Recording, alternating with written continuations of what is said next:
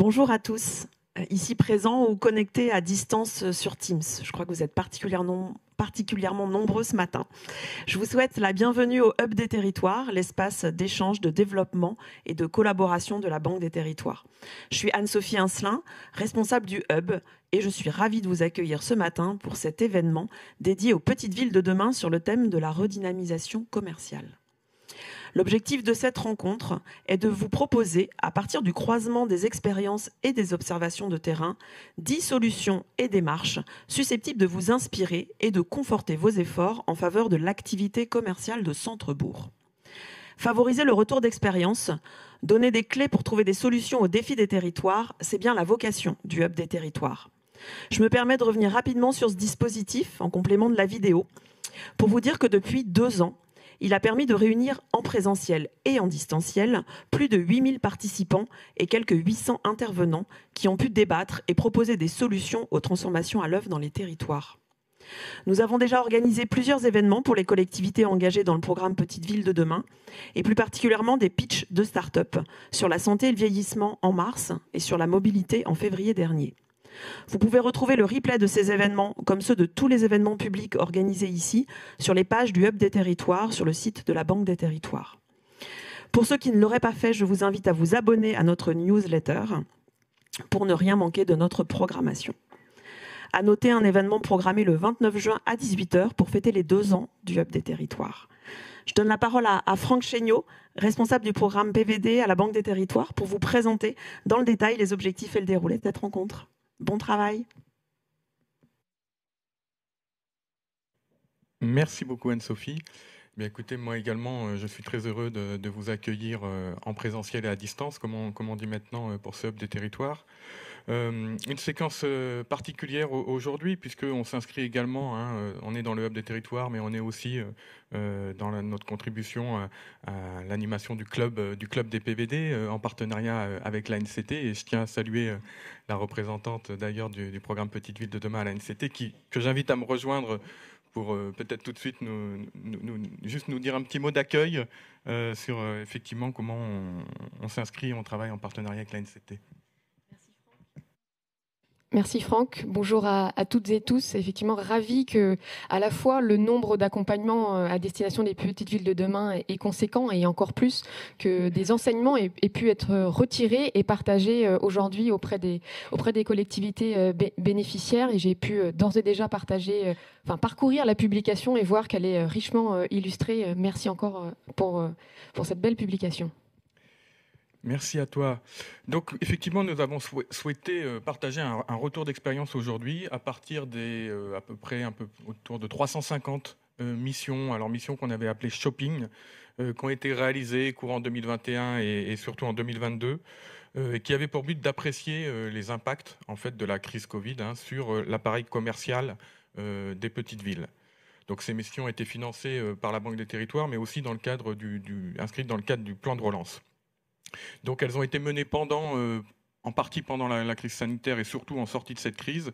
Et elles permettaient de diagnostiquer finalement les fragilités qui existaient ou qui pouvaient s'être accrues sur le tissu commercial des petites villes, avec un objectif opérationnel vraiment à chaque fois. Ce n'est pas du diagnostic pour faire du diagnostic, c'est vraiment pour orienter, qualifier, affiner les plans d'action mis en œuvre donc par les petites villes de demain et leurs décideurs élus. Donc aujourd'hui, on a une ambition, je dirais, simple, mais peut-être pas pour autant facile, c'est aller à l'essentiel. Aller à l'essentiel, on va avoir on veut vous restituer un certain nombre d'éléments et avec du temps assez contraint. Donc ça va nous obliger chacun à cet exercice redoutable de rester concentré sur ce qui est vraiment la valeur ajoutée et l'apport essentiel. Et donc on veut à partir de ça partager des enseignements utiles à tous. Tout l'écosystème PVD, que vous soyez élu, chef de projet, manager de commerce, service de l'État, consulaire, etc. Tous ceux qui ont à travailler autour de ces questions. Donc ce choix d'aller à l'essentiel nous a amené aussi à nous focaliser, je dirais, sur la notion d'action et de plan d'action, ce qui fait qu'on ne va pas traiter non plus toute l'intégralité du champ des possibles ou de ce que pourrait être, je dirais, une méthodologie absolument complète d'intervention ou d'action. En particulier, tout ce qui va tourner autour de créer le cadre d'intervention en matière de dynamisation commerciale. On l'abordera, on y fera référence de temps en temps, mais ce ne sera pas notre point d'entrée.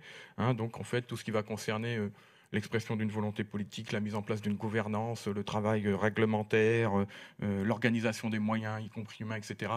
Ce ne sera pas vraiment le cœur du sujet aujourd'hui. On va être focalisé sur la question des plans d'action, de ce qu'on met dans un plan d'action, de ce qui est essentiel et je dirais presque incontournable.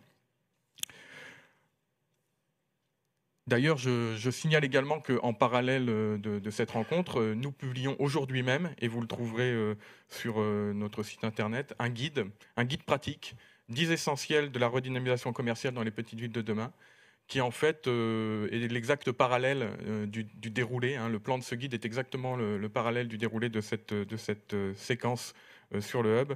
Et donc, vous y retrouverez tous les contenus qui vont vous être présentés très très résumés et d'une manière très succincte par les intervenants aujourd'hui. Tout ce qui va vous être dit donc, est vraiment porté par les experts, les consultants qui ont mené, qui ont piloté ces missions sur le terrain. Donc c'est vraiment des savoir-faire pratiques et de l'expérience pratique qu'on souhaite partager aujourd'hui. On va se donner une première séquence d'une demi-heure pour écouter 3 retours qui sont un peu particuliers, parce qu'ils sont, je dirais, plus transversaux. On aura la CED qui nous parlera du portrait robot des forces et faiblesses des petites villes. On aura le cabinet Bérénice qui nous parlera d'une typologie commerciale dans les PVD et des principaux enjeux qui y sont attachés. AID qui nous parlera de la commercialité des PVD vue au prisme des enquêtes clients. Donc ça, ce sera la séquence un petit peu générale. Et ensuite, on aura 2 séquences consacrées aux 10 actions qui nous semblent essentielles, qui seront réparties en 2 paquets de 5. Un premier paquet qui traitera plutôt de tout ce qui concerne l'espace physique, le traitement de l'espace, etc. Et sa mise, je dirais, l'amélioration du parcours marchand, l'amélioration de sa commercialité. Et puis une deuxième séquence où on sera plus sur les aspects immatériels, en fait, autour de l'organisation et de l'animation, afin d'augmenter la fréquentation dans ces centres-villes, puisque c'est quand même le levier ultime de la redynamisation commerciale, c'est de permettre la fréquentation de ces centres-villes. Voilà, dans chacun de ces domaines, on aura 5 interventions, une trentaine de minutes, et à l'issue de ces interventions, 10-15 minutes pour répondre à vos questions que vous pouvez poser sur le chat durant tout l'événement. Vous voyez, le rythme sera soutenu, donc je ne vais pas être plus long, et je vais laisser tout de suite la parole à Mathieu, qui va être notre maître du temps, et c'est lui qui a coordonné d'ailleurs toutes les contributions à la fois au document et au hub d'aujourd'hui, donc il y a personne ne saura mieux que lui rythmer nos échanges. À toi Mathieu, merci beaucoup. Merci Franck. Je vais tout de suite appeler Monsieur Grados, Monsieur Ernst, Monsieur Lemonnier, et je les invite à me rejoindre sur scène. On va entrer dans le vif du sujet. On va commencer par prendre un petit peu de hauteur, comme l'a dit Franck, pour essayer de comprendre quelles sont les forces et les faiblesses du tissu commercial des petites villes de demain, qualifier le profil commercial des petites villes de demain et identifier les attentes et les motivations des consommateurs qui fréquentent aujourd'hui les petites centralités grâce aux enseignements des enquêtes clients menées par AID Observatoire. Et tout de suite, je cède la parole à Monsieur Grados.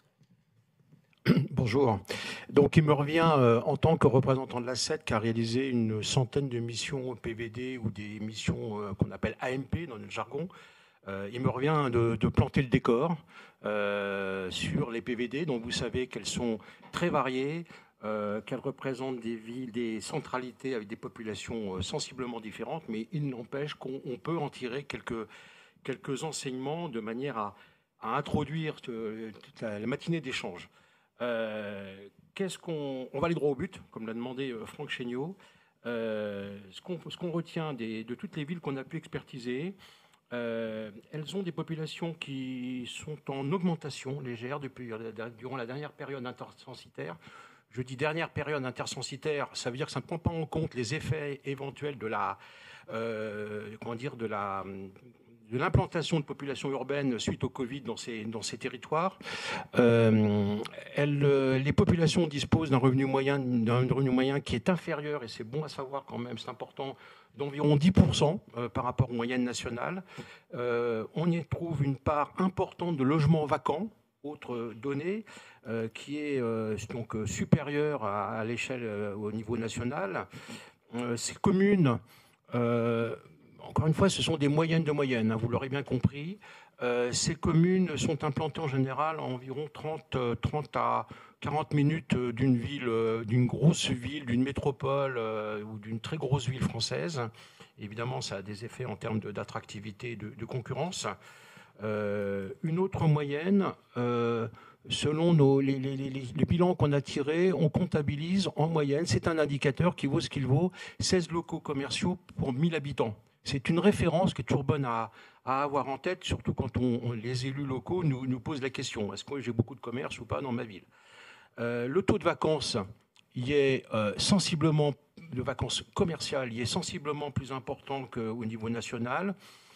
Selon nos statistiques, il est d'environ 20%, donc supérieur à 11-12% selon les moyennes.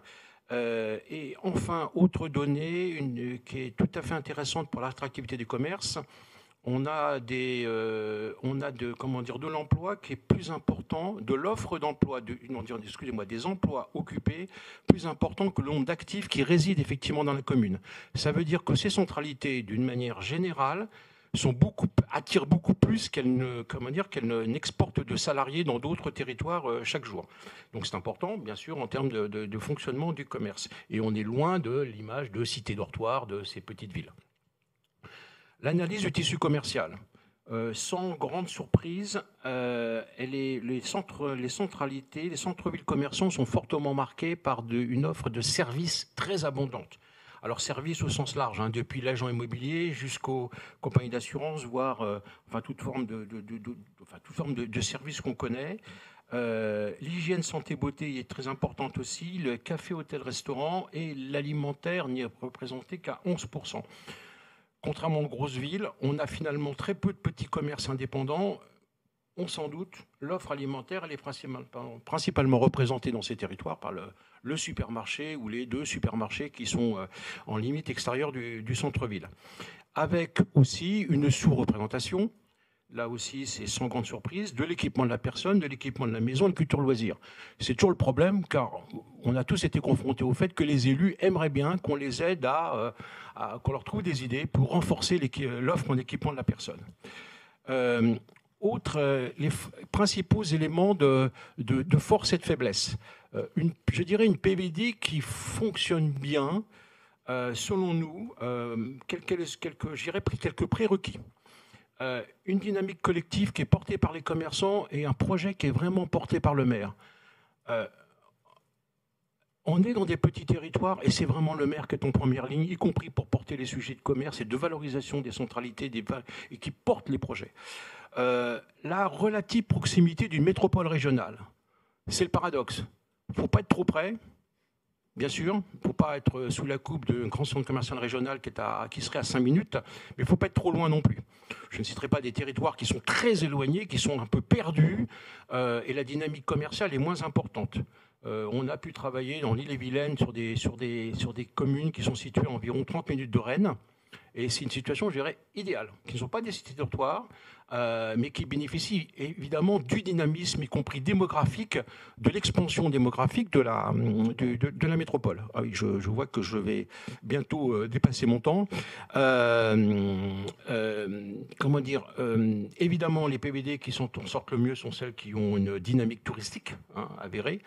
Celles qui disposent également d'un marché non sédentaire, le fameux sujet des marchés que tout le monde aimerait voir se tenir le samedi, bien évidemment, et il se pose un problème de disponibilité de commerçants.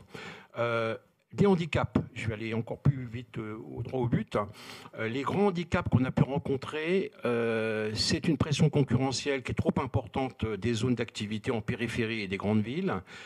C'est un déséquilibre ou des carences dans l'articulation de l'offre commerciale au sein même de la centralité. Ce sont des problèmes de qualité d'ambiance urbaine. de ville morte, un peu, de trop faible, de trop forte visibilité de la vacance commerciale. Vous savez bien, ces bourgs-centres qu'on traverse et qui semblent un peu morts. Ce sont également des parcours marchands et des linéaires commerciaux qui sont souvent distendus parce que l'histoire a fait que, peu à peu, telle rue ou telle rue a perdu complètement de son dynamisme, de son impact. Les facteurs de rebond. Je vais conclure les facteurs de rebond. Ce qu'on a conseillé, et vous reviendrez tous dans le détail sur ces actions. Évidemment, anticiper, lutter contre la vacance et surtout anticiper la cessation d'activité. Ça, c'est très important. Les chefs de projet, c'est leur boulot d'être au plus près des commerçants et d'anticiper, non pas attendre que le commerce ferme. C'est soutenir, bien sûr, le développement et l'animation, l'événementiel, avec tous les acteurs locaux. On a mis l'accent sur le fait que le devenir des centres-villes commerçants ne passe pas simplement par les commerçants, il passe par l'ensemble des acteurs de la ville. C'est tout le monde se met autour de la table, tous ceux qui sont tous les professionnels installés, les médecins, les agents immobiliers, les notaires, tout le monde doit se sentir concerné par le dynamisme de la centralité et trouver des solutions et proposer des actions.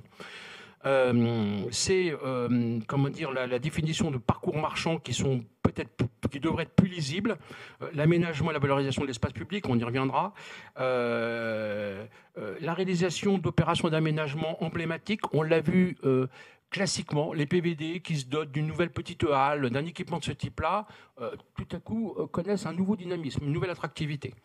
La suspension du développement commercial périphérique, c'est-à-dire qu'il faut prendre garde au fait que, oui, j'ai presque terminé, que le commerce périphérique ne continue pas à empiéter, je dirais, à prendre des parts de marché sur le centre-ville.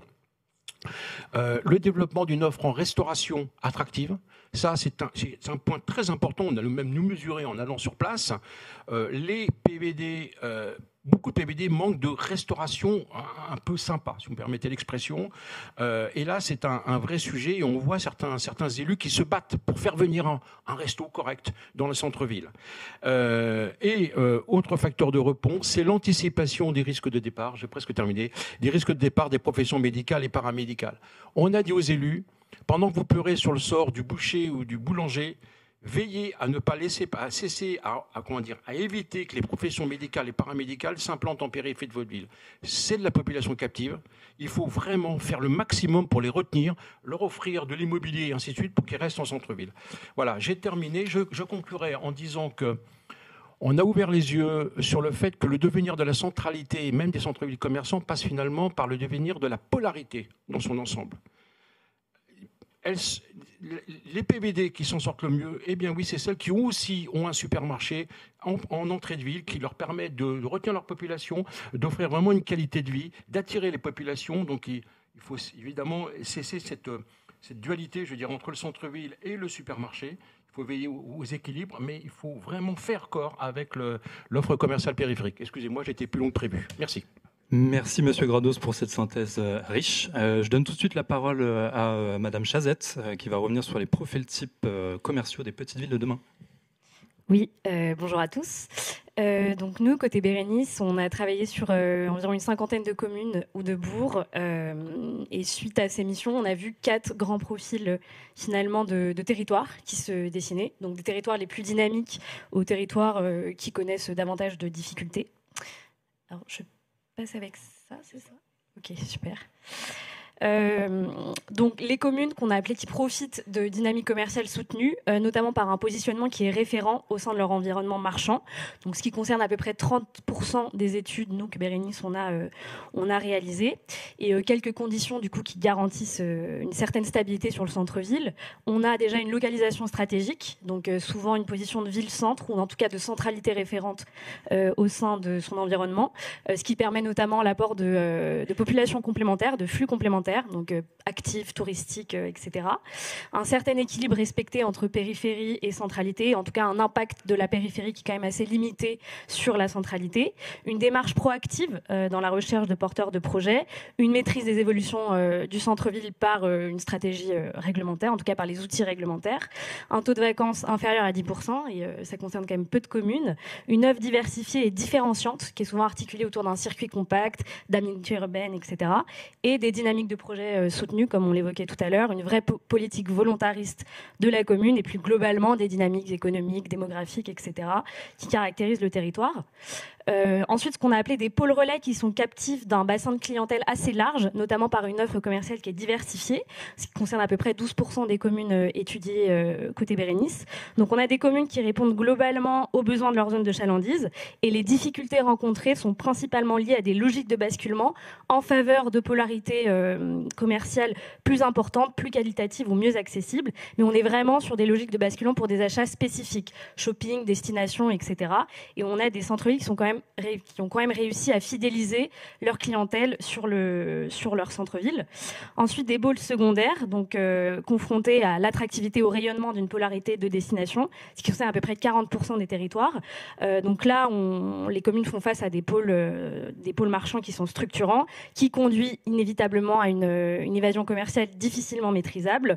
Et le poids de ces secteurs est tel qu'en fait, on a du mal à retenir les clientèles sur les centres-villes. Et enfin, des communes qui pâtissent d'un contexte économique difficile, surtout plus large, et qui ont perdu leur pouvoir d'attractivité, ce qui concerne à peu près 16% des communes étudiées. Donc là, on a vraiment des communes qui souffrent d'un contexte économique lié à des spécificités locales, désindustrialisation, chute de la démographie, taux de chômage élevé, etc. Et là, les difficultés rencontrées vraiment sont impact des thématiques plurielles, donc perte de vitesse de l'appareil commercial, mais également vétusté du parc de logement et du bâti de manière générale, absence d'équipements publics ou d'aménités urbaines, etc. Donc en conclusion, ces grandes typologies ont permis de faire émerger des enseignements généraux.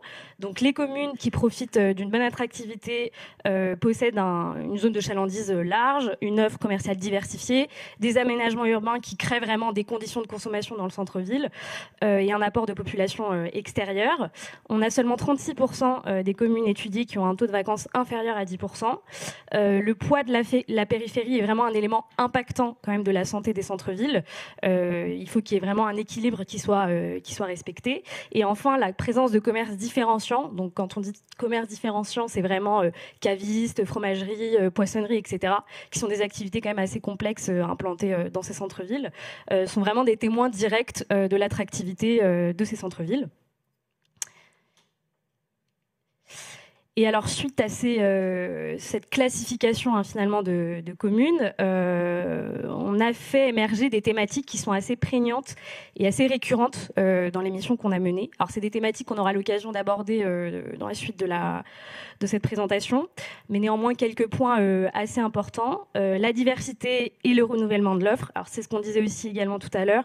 Sous-représentation des commerces de proximité et de la restauration, et souvent une surreprésentation des services dans ces centralités. On voit qu'on a des centralités qui sont les plus en difficulté, qui vraiment peinent à assurer pleinement leur fonction de pôle de proximité.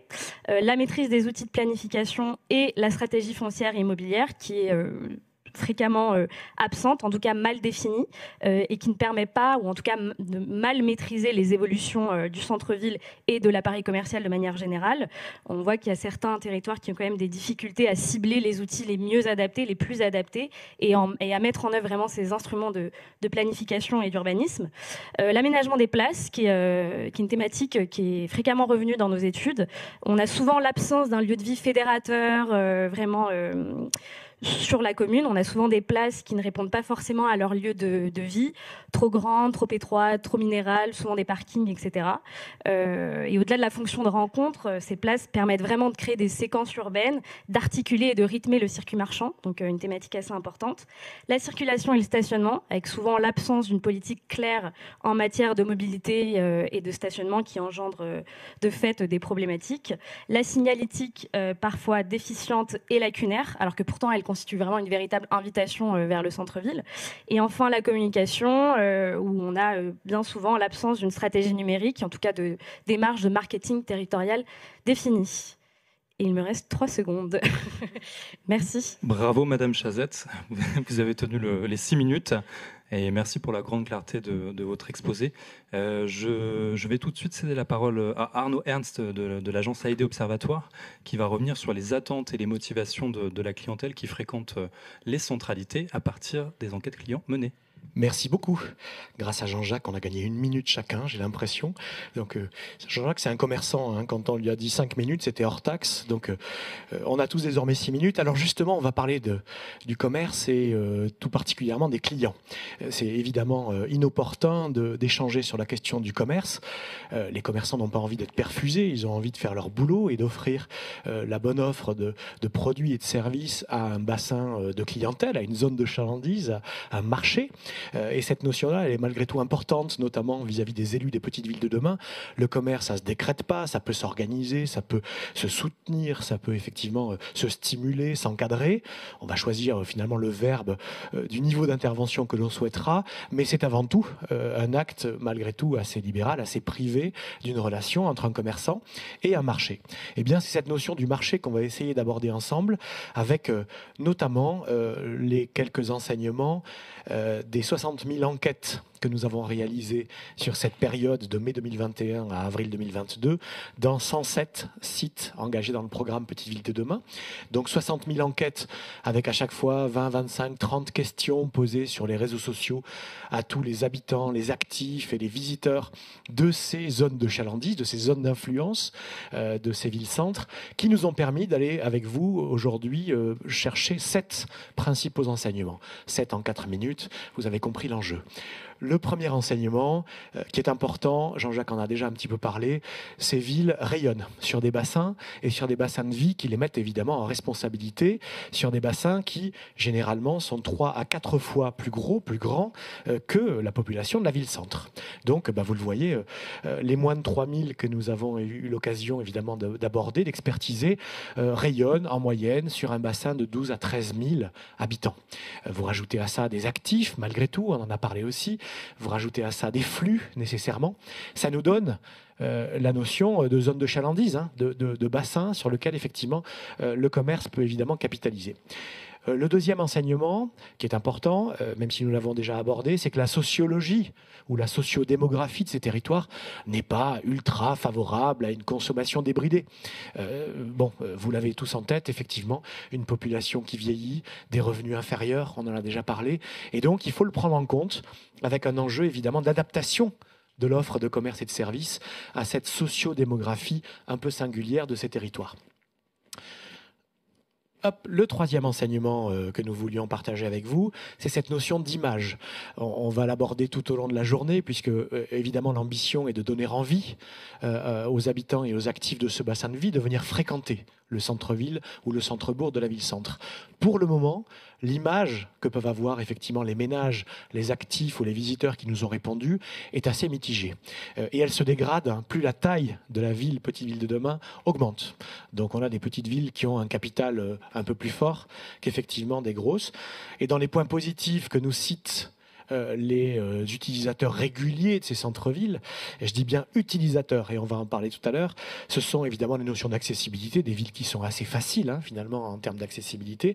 Le stationnement est souvent perçu comme positif, contrairement à ce que les commerçants ou les élus peuvent avoir nécessairement en tête. Globalement, on se débrouille hein, à peu près pour stationner et pas toujours très très loin. La présence de commerçants et la présence de marchés sont évidemment toujours plébiscités, comme on vient de l'aborder, par les usagers. Ce qui est effectivement plus sévère dans le jugement effectivement des répondants, des clients potentiels, c'est l'ambiance, c'est le confort piéton, c'est l'animation urbaine, le paysage urbain, la qualité finalement fédératrice hein, et rassembleuse des espaces publics, sans surprise.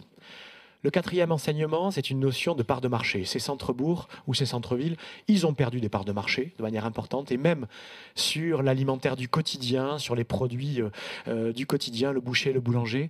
On a d'abord une offre qui est partie, on en a parlé aussi dans les supermarchés, mais aussi dans les entrées de ville, avec beaucoup de gros boulangers, dans la majorité des centres-bourgs ou les centres-villes que nous avons eu l'occasion d'expertiser.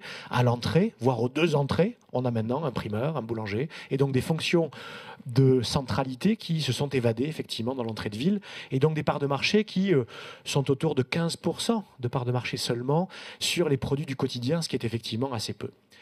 L'autre enjeu que nous voulions effectivement partager avec vous, c'est ces notions d'attractivité. La première raison de fréquenter ces bourgs, c'est le commerce, donc il faut s'en occuper. Et malheureusement, arrivent derrière des raisons malgré tout très servicielles. Aller à la banque, aller à la poste, aller chez le toubib. Et on voit bien que ces raisons de fréquenter, on ne les maîtrise pas bien. que les banques se désengagent, que les toubibs, on connaît bien la difficulté à les conserver sur nos territoires, évidemment, et que la Poste, quand elle n'est pas passée en agence postale communale, elle va tenter malgré tout de resserrer le nombre de demi-journées d'ouverture sur le territoire. Les marchés, les bars, les bistrots arrivent loin derrière, donc on a des centralités qui ne sont pas fréquentées pour le plaisir, mais qui sont fréquentées pour des raisons très fonctionnelles. S'il y avait une alternative, on pourrait imaginer que les gens fréquenteraient évidemment un peu moins le centre-bourg, ce qui n'est pas nécessairement une bonne nouvelle. Des fréquentations très courtes, on vient, on fait ce qu'on a à faire, on repart, et la notion de plaisir, encore une fois, et de convivialité n'est pas toujours très présente. Le digital, 6e enseignement et quasi dernier, présent au même niveau qu'au niveau national, puisqu'effectivement la part de marché du e-commerce sur les produits non alimentaires dans ces territoires plutôt ruraux est la même qu'au niveau national. Et donc, effectivement, sans surprise, quand on habite à la campagne, on a même, ou dans un territoire plus rural, on a même une alternative, finalement, au déplacement vers une grande ville qui est désormais offerte par le e-commerce. Et je termine, on est déjà dans le rouge, par ma dernière planche, sur les attentes des consommateurs. Ils sont assez raisonnables. Ils ont envie de commerce de proximité et ils ont envie, c'est en 3e ou 4e position, de resto. C'est très net. C'est pas une étude de marché, C'est plutôt du déclaratif, de l'incantation. Mais aujourd'hui, on a bien conscience que ce sont ces fonctions-là qu'il faut certainement tenter de reprogrammer dans nos centres-villes pour les rendre toujours plus attractifs. À très vite. Merci beaucoup Arnaud. C'était passionnant et merci à nos premiers intervenants. Je vous propose sans plus attendre de passer à la première séquence de notre rendez-vous après cette introduction qui nous a permis d'avoir une vue d'ensemble du sujet. Je vais demander à Monsieur Chaher, mais il est en distanciel, à Monsieur Reboul, à Monsieur Perrault-Desgachons, qui est également en distanciel, à Madame Lebovici et à Monsieur Galland de venir me rejoindre à la tribune. Et dans le cadre de cette première séquence, nous allons aborder les solutions visant à améliorer la commercialité des lieux et à consolider le parcours marchand. Petite parenthèse, n'oubliez pas que vous pouvez poser vos questions dans le chat. Ma collègue Lauriane Perrigo se fera un plaisir de les récolter et de les soumettre à nos intervenants. Voilà. Je vais tout de suite laisser la parole à Monsieur Chaher qui va nous parler de la définition du périmètre marchand de demain à partir des pratiques de consommation. Oui, bonjour à tous. Alors pour commencer, il n'est pas inutile de baliser un peu le propos en indiquant tout de suite que l'analyse qui est proposée dans cette courte présentation est celle d'un urbaniste. Alors certes, qui intervient régulièrement sur la question de l'activité commerciale, mais dans le cadre d'études urbaines globales et plurithématiques. Alors cette posture génère nécessairement une prise de recul vis-à-vis des évolutions de l'activité commerciale en tant que telle, pour ne s'intéresser qu'à leurs conséquences sur l'organisation spatiale des commerces et leur relation aux espaces publics. Et donc à la question qui fait l'objet de cette intervention, à savoir la définition des périmètres marchands. Alors, encore une fois, de manière très synthétique. Concrètement, l'enjeu d'une redéfinition de ces périmètres marchands se présente essentiellement lorsque les centres-villes ou centres-bourgs sont confrontés à l'une ou l'autre des trois situations urbaines suivantes. Tout d'abord, dans les cas où l'offre s'organise autour d'un axe linéaire, long, souvent étiré, qui est marqué par la fermeture ou la mutation de plusieurs locaux commerciaux, parfois situés aux extrémités du linéaire. Alors, ces phénomènes génèrent de facto des discontinuités du linéaire qui le fragilisent et qui nuisent à la lisibilité de l'offre. Les parcours des clients s'en trouvent perturbés, l'accessibilité des commerces potentiellement isolés devient problématique, etc. Alors, dans ces situations, l'enjeu principal est de comprendre si les discontinuités sont conjoncturelles ou structurelles. Autrement dit, si on peut espérer ou non un réinvestissement des locaux vacants tout au long de l'axe à court ou moyen terme. Et selon la réponse à cette question, on pourra envisager une modification du périmètre commerçant pour redéfinir le linéaire qui doit réellement garder une vocation commerciale. La deuxième situation renvoie au cas où les commerces ne sont pas installés le long d'un unique axe, mais de plusieurs rues ou plusieurs places regroupées dans un petit périmètre. Dans ces cas-là, une analyse de l'offre séquence par séquence, rue par rue, doit être menée de manière complémentaire à l'analyse globale à l'échelle du territoire pour caractériser chacun des linéaires en termes de dynamisme, d'attractivité, de nature de l'offre mais aussi justement, on en a parlé, d'ambiance urbaine, de qualité des façades, de proximité des zones de stationnement, de connexion aux espaces publics, etc. Et la question centrale dans ces villes qui connaissent cette deuxième situation est de chercher à conforter une vocation commerciale spécifique avec ce qu'on pourrait appeler une identité commerciale propre. Et la troisième situation concerne les communes accueillant plusieurs polarités commerciales dans leur centre, qui ne sont pas nécessairement connectées les unes aux autres, dont certaines sont en grande souffrance. Et la question centrale est ici de savoir s'il faut ou non, coûte que coûte, chercher à préserver l'ensemble des polarités, ou s'il ne faut pas acter la disparition de l'une d'elles, le cas échéant, et donc la réduction du périmètre marchand. Alors, on se rend bien compte au regard de ce que je viens de dire que les actions qui seront entreprises dans l'une ou l'autre des trois situations viseront des objectifs différents. Il s'agira soit de conforter les secteurs commerçants à périmètre constant, soit de réduire les périmètres pour concentrer l'offre. Alors concrètement, quelles sont les solutions qui s'offrent aux décideurs, et quelles sont les actions à mettre en œuvre? Eh bien bon, il faut reconnaître qu'elles ne sont pas pléthoriques, qu'elles sont avant tout d'ordre réglementaire. Il s'agit surtout de s'appuyer sur le panel de propositions spécifiques qu'offrent les PLU et de mobiliser potentiellement plusieurs outils intéressants qu'on peut lister rapidement.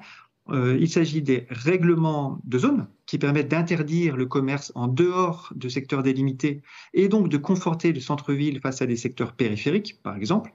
Il s'agit également des périmètres de sauvegarde du commerce et de l'artisanat de proximité, assortis d'un droit de préemption commerciale qui permet aux collectivités d'acquérir un fonds en vente pour éviter une installation non souhaitée à un endroit donné.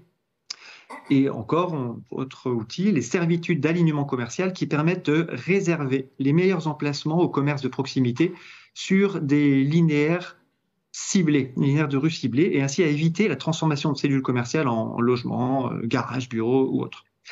Voilà, en regardant ces outils réglementaires potentiellement mobilisables, on se rend vite compte qu'ils ne constituent pas à eux seuls une réponse suffisante. Et on l'a déjà évoqué ici, mais la question du périmètre marchand, en fait, n'a de sens que si elle s'inscrit dans le cadre élargi d'une stratégie globale, plurithématique à l'échelle de la collectivité. C'est la condition sine qua non de réussite. Par ailleurs, rappelons que plusieurs prérequis doivent également être réunis. Il faut notamment, il y en aurait d'autres que ceux que je vais lister, disposer d'une vision dynamique de l'activité pour appréhender la situation sur du temps long et notamment voir quelles sont les évolutions des localisations des commerces actifs. Il faut aussi définir précisément les objectifs, bien évidemment, pour clarifier les vocations souhaitées sur chacune des séquences commerciales, le cas échéant, pour savoir quelles sont les natures de commerce que l'on souhaite accueillir et savoir où l'on souhaite les installer. Il faut également connaître les habitudes de consommation des clients pour localiser les pratiques d'achat par secteur d'activité et par secteur géographique. Outre ces quelques prérequis, certains facteurs de réussite sont également identifiables. Il s'agit d'anticiper les évolutions des territoires en portant un regard attentif sur les projets urbains en cours de développement, qui pourraient augmenter l'achalandise, par exemple.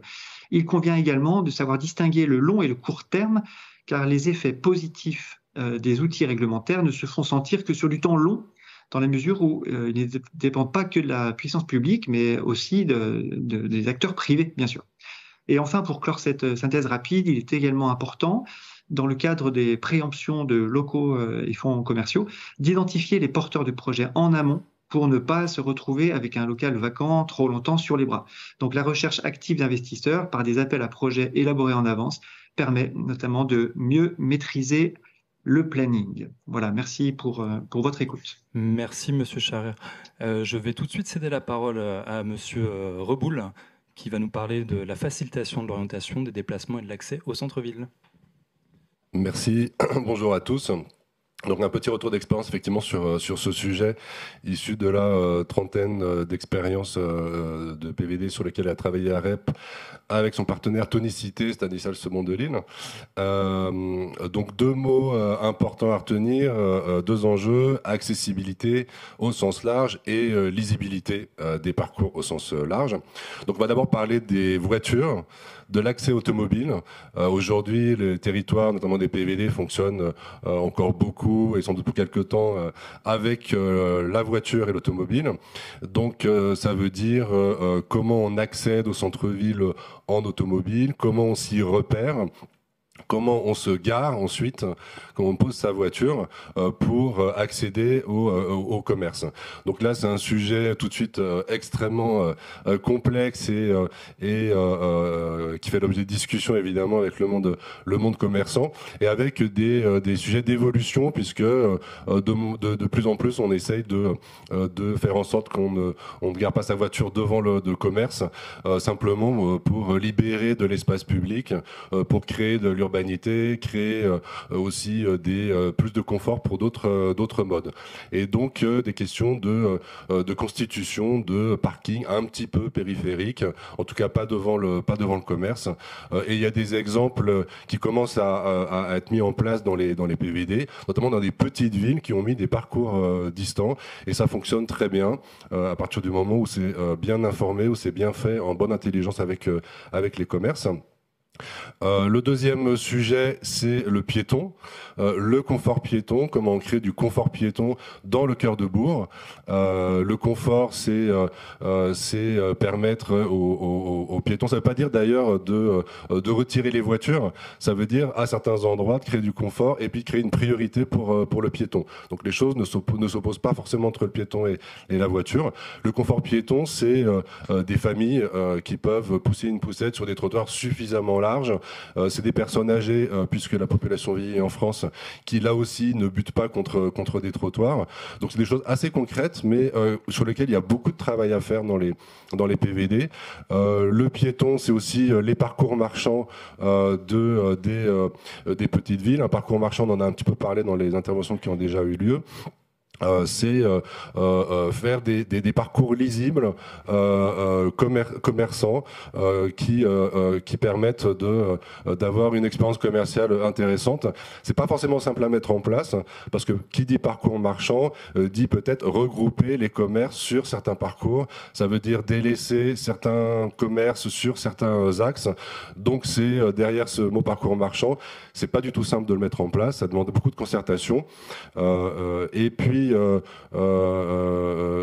y a aussi, on a parlé du piéton et de la voiture. Il faut parler aussi des transports en commun et des vélos, qui sont un peu deux maillons faibles ou deux parents faibles de l'accessibilité dans les petites villes. Le vélo, c'est quelque chose qui commence un petit peu à émerger. Là aussi, il s'agit simplement de commencer à accueillir le vélo dans la ville, avec des places de stationnement, avec des circuits de vélo, avec aussi d'une bonne intelligence avec la voiture. Là aussi, c'est pas simple parce que les rues sont parfois étroites. Et il faut mettre en place de la place pour tout le monde. Il y a des petites villes de demain qui sont à côté de véloroutes extrêmement importantes pour le tourisme, avec beaucoup d'aménagements avant la ville et après la ville.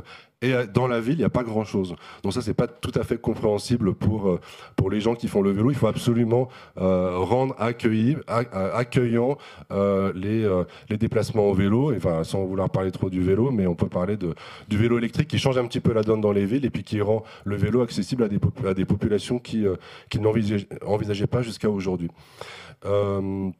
On parle de parcours commerçants, simplement l'importance aussi c'est de relier ça évidemment avec les points d'intérêt, les points patrimoniaux, les points culturels, les équipements rayonnants, voilà tout ce qui peut créer de la synergie avec le commerce dans le centre-ville. Juste 4 outils qu'on peut citer dans ce retour d'expérience. Le premier, c'est d'abord de bien connaître les usages, les attentes, ce qui fonctionne pas dans les centres-villes, d'interroger les populations. Et là on a fait référence aux outils numériques, aux enquêtes sur réseaux sociaux, c'est extrêmement important. Le deuxième outil, c'est évidemment toutes les signalétiques, tous les marquages au sol, tout le mobilier urbain, aussi l'éclairage, qui peuvent marquer à certains endroits où il y a des jonctions. Là, vous pouvez vous poser 5 minutes, vous pouvez vous reposer. Ici, il y a une jonction entre 2 rues, voilà où va cette rue, voilà où va cette rue. Donc toute la signalétique. Le troisième outil très simple, c'est d'informer les populations, notamment par exemple sur les parkings, l'évolution des parkings.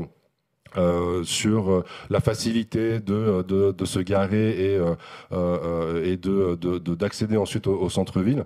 Et le dernier point, qui est plus une méthode, c'est la coopération entre les collectivités et le monde commerçant, le consensus. Et évidemment, il n'y a pas d'évolution forte sur les parkings, sur les parcours commerçants, sans un dialogue fécond, sans des tests, sans des réflexions, sans une analyse de retour d'expérience sur d'autres territoires qui permettent d'avancer, d'avoir des outils d'échange entre les collectivités, les BET et le monde commerçant. Voilà, je n'ai pas parlé des exemples, mes 6 minutes sont passées. Merci. Merci beaucoup à vous, Monsieur Reboul. De toute façon, les exemples, on les retrouvera dans le guide, dans la version écrite de votre intervention, entre guillemets. Je vais céder la parole à Emmanuel Perrault-Desgachons, qui va nous parler de l'enjeu de la confortation de la qualité de l'environnement urbain. Tout à fait, et ça va aller dans la... bonjour à tous, pardon. Ça va aller dans le prolongement de ce qu'ont présenté Benoît Scharer et à l'instant Bruno Reboul. Effectivement, c'est aussi un petit pas de côté par rapport à des sujets purement commerce, puisque nous, on vient, en fait, on travaillait avec Bérénice et on venait un petit peu apporter un dézoom urbain sur le travail fait par Bérénice. Donc, on venait s'insérer dans leur démarche. Donc, effectivement, comme je suis architecte urbaniste, je ne peux pas empêcher de illustrer mes propos. Donc effectivement, on passe directement à la 2. C'est pas grave, il manque la fiche numéro 1. C'est pas grave. Donc sur la fiche numéro 1, l'idée c'était de présenter qu'on venait sur des missions assez courtes. Donc on faisait un diagnostic flash où on venait en écho du travail fait justement par Bérénice sur les axes commerçants, place du marché, qui nous permettait de préciser et de sectoriser un peu les enjeux. Donc souvent à la place de l'église, place de la mairie, ces choses-là. Mais aussi sur les notions de mobilité. Alors, notion de mobilité autour de la voiture, évidemment, qu'on vient d'en parler, mais aussi la mobilité piétonne et toutes sortes de plurimobilité. Donc, on présentait une première cartographie des enjeux avec notre expertise espace public, mobilité, on vient d'en parler, équipement, patrimoine, nature en ville. Finalement, la deuxième partie, c'était celle qu'on a sous les yeux en ce moment sur les orientations urbaines, donc illustrées avec deux petites villes de demain, où on présentait, là pour le coup, les zones d'enjeu un petit peu plus zoomées avec les parties plus importantes des éléments structurants urbains. Donc effectivement, on parle de patrimoine, on parle d'équipement. On parle de nature en ville et évidemment d'espace public plus précisément. Et on va, par exemple, sur Ivry-Bataille, zoomer sur deux espaces publics qui nous paraissaient importants à étudier pour d'une part, travailler sur l'identité et la spécificité de chaque commune pour qu'elle ait sa propre carte d'identité et en même temps sur leur relation entre la zone de commerce, les axes commerçants et l'espace public.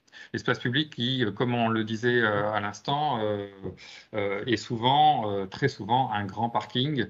Et donc, comment on peut faire muter ça ? Et en même temps, quand on parle de commerce, on parle aussi de flux, de stationnement au pied du commerce. Donc ça rejoint un peu ce que disait M. Reboul, c'est-à-dire que si on peut juste très légèrement décaler les stationnements pour laisser place à un espace public capable, qui est capable d'accueillir les clients, mais aussi toute l'activité, l'événementiel qu'on pourrait apporter et la qualité urbaine qu'on pourrait apporter sur ces espaces-là. Sur l'illustration de droite, là, on est sur vraiment la place principale du bourg, avec, on voit toute la partie rouge avec les lieux un peu de destination citoyenne, commerçante, équipement, etc., sportifs, loisirs. Et on voit effectivement la grande place en forme de triangle élargi qui est un grand parking. Donc on a proposé, voilà, par exemple, les 3 coupes, une évolution progressive, parce qu'il y a une vraie notion de transition. C'est quand même très difficile d'aller expliquer à un maire qu'il faut sauver le commerce, le conforter, et qu'en même temps, il faut réduire la place de la voiture. Pour eux, il y a une vraie dichotomie entre les deux. Les commerçants expliquent souvent que si on ne peut pas se garer devant chez eux, on perd un client. Donc voilà, il y a vraiment une acculturation nécessaire et un effort de présenter cette évolution comme une transition. Donc là, par exemple, en 3 étapes, comment on peut désimperméabiliser, offrir de l'espace aux différentes mobilités et aussi offrir des espaces juste d'agrément, de flânerie, pour prolonger l'expérience en temps dans le bourg, et que ce ne soit pas juste on attrape la baguette, le paquet de clopes et on repart. Non, on peut aussi passer du temps et activer les différents commerces. On peut peut-être passer à la slide suivante. Voilà, super. Ça, c'est une autre illustration dans un village-rue, assez classiquement, comme on va le retrouver. Donc là, on a différents points d'intérêt, mais ils n'ont pas tous la même valeur. Ils ne peuvent pas tous être supportés par l'axe commerçant, sinon il est complètement distendu. Néanmoins, on va essayer de voir comment on peut le rendre plus transversal, retourner un peu le système qui est très longitudinal historiquement, et aller attraper là les coteaux, les porosités piétonnes, les attraits touristiques et les différents équipements. Donc voilà, c'est une façon de mettre en réseau paysage, patrimoine, mobilité douce, tout en répondant effectivement à la notion de compacité de l'axe commercial, pour éviter qu'il soit totalement distendu, comme je disais. Et on peut passer à la slide suivante. Je vais assez vite, mais je pense que c'est bon. Donc l'idée aussi, c'est de proposer un peu une ouverture sur les évolutions possibles de ces espaces publics en cœur de bourg, qu'on a préalablement ciblés. Donc avec tout simplement des références, hein, ça paraît bête, mais ça marche quand même assez bien, pour montrer aux élus, aux techniciens qu'on a en face de nous, que en fait, un espace public central d'un village, c'est peut-être pas juste un parking, mais ça peut être un bel espace, comme on voit sur la photo du centre, avec un banc, un arbre, avec une gradation de la végétation. On peut désimperméabiliser, on peut accueillir des terrasses et d'autres choses que des voitures, ou on peut juste avoir une qualité paysagère et urbaine avec des aménagements de qualité. Donc ça, effectivement, les références en général, ça parle plutôt bien aux acteurs qu'on va avoir en face on va conclure en 1 minute, monsieur Perrault-Desgachaux. Oui, tout à fait. Tout à fait. Et après, on propose des outils comme par exemple des plans guides ou des espaces d'aménagement, des programmations d'espaces publics qui vont permettre peut-être d'aller plus loin pour la commune, sachant que on est quand même là dans une première étape où on vient déjà poser une petite pierre d'acculturation sur ce que c'est que l'espace public, même si ce n'est pas peut-être demain qu'ils vont refaire la place de l'Église ou la place de la République. Voilà, je termine. Merci beaucoup. Merci à vous. Tout de suite, l'intervention de Madame Françoise Lebovici, qui va revenir pour nous sur l'art et la manière de maintenir, voire de développer des activités susceptibles de jouer un rôle de locomotive pour le centre-ville. Merci beaucoup. Alors, on va lâcher un peu l'affaire urbaine et parler donc des services et des locomotives donc de centre-ville. Alors, en premier point, donc une locomotive de centre-ville. Alors, comment ça fonctionne ? Non, celle-là. Voilà. Donc, pour maintenir des services et des locomotives de centre-ville, en fait, on peut s'apercevoir qu'une locomotive, elle peut s'incarner dans différents équipements, dans différents services. Ça peut être un service de proximité, comme un supermarché. Ça peut être la poste, ça peut être la banque. C'est ce qui vous permet, en fait, de répondre aux besoins de la population, service de proximité. Ça peut être aussi le besoin de se distraire, une locomotive. Ça peut être un cinéma, ça peut être le théâtre, ça peut être un musée. Et donc, aussi, on aperçoit des services qui peuvent être représentés aussi par exemple, la dernière droguerie qu'on va trouver dans la petite ville et qui constitue en fait la spécificité rare ou la spécificité d'une petite boutique de couture, ce genre de choses. Donc, il est fondamental, en tout cas pour une commune, de veiller à la préservation de cette locomotive et puis de faire en sorte en fait qu'elle va se mettre en synergie avec son commerce et qu'elle va pouvoir générer du flux. Et ça, c'est essentiel en fait il faut faire profiter son commerce du rayonnement d'un service ou d'un équipement. Donc, en dernier lieu, dans le cadre de cette présentation des services ou des équipements locomotives, on s'aperçoit que tout récemment, depuis quelques années, émergent ce que l'on appelle des tiers-lieux. Ceux que j'ai eu l'occasion d'accompagner dans le cadre des missions savent à chaque fois pourquoi je parle de ces lieux, parce que ce sont des lieux de rencontre informels et qui permettent aussi d'être des lieux collaboratifs où vont pouvoir s'exercer du café associatif, des hypercafés, de la ressourcerie, de la maison France Service, et qui génèrent en fait un point d'attractivité qui va être essentiel en tout cas pour le commerce de proximité.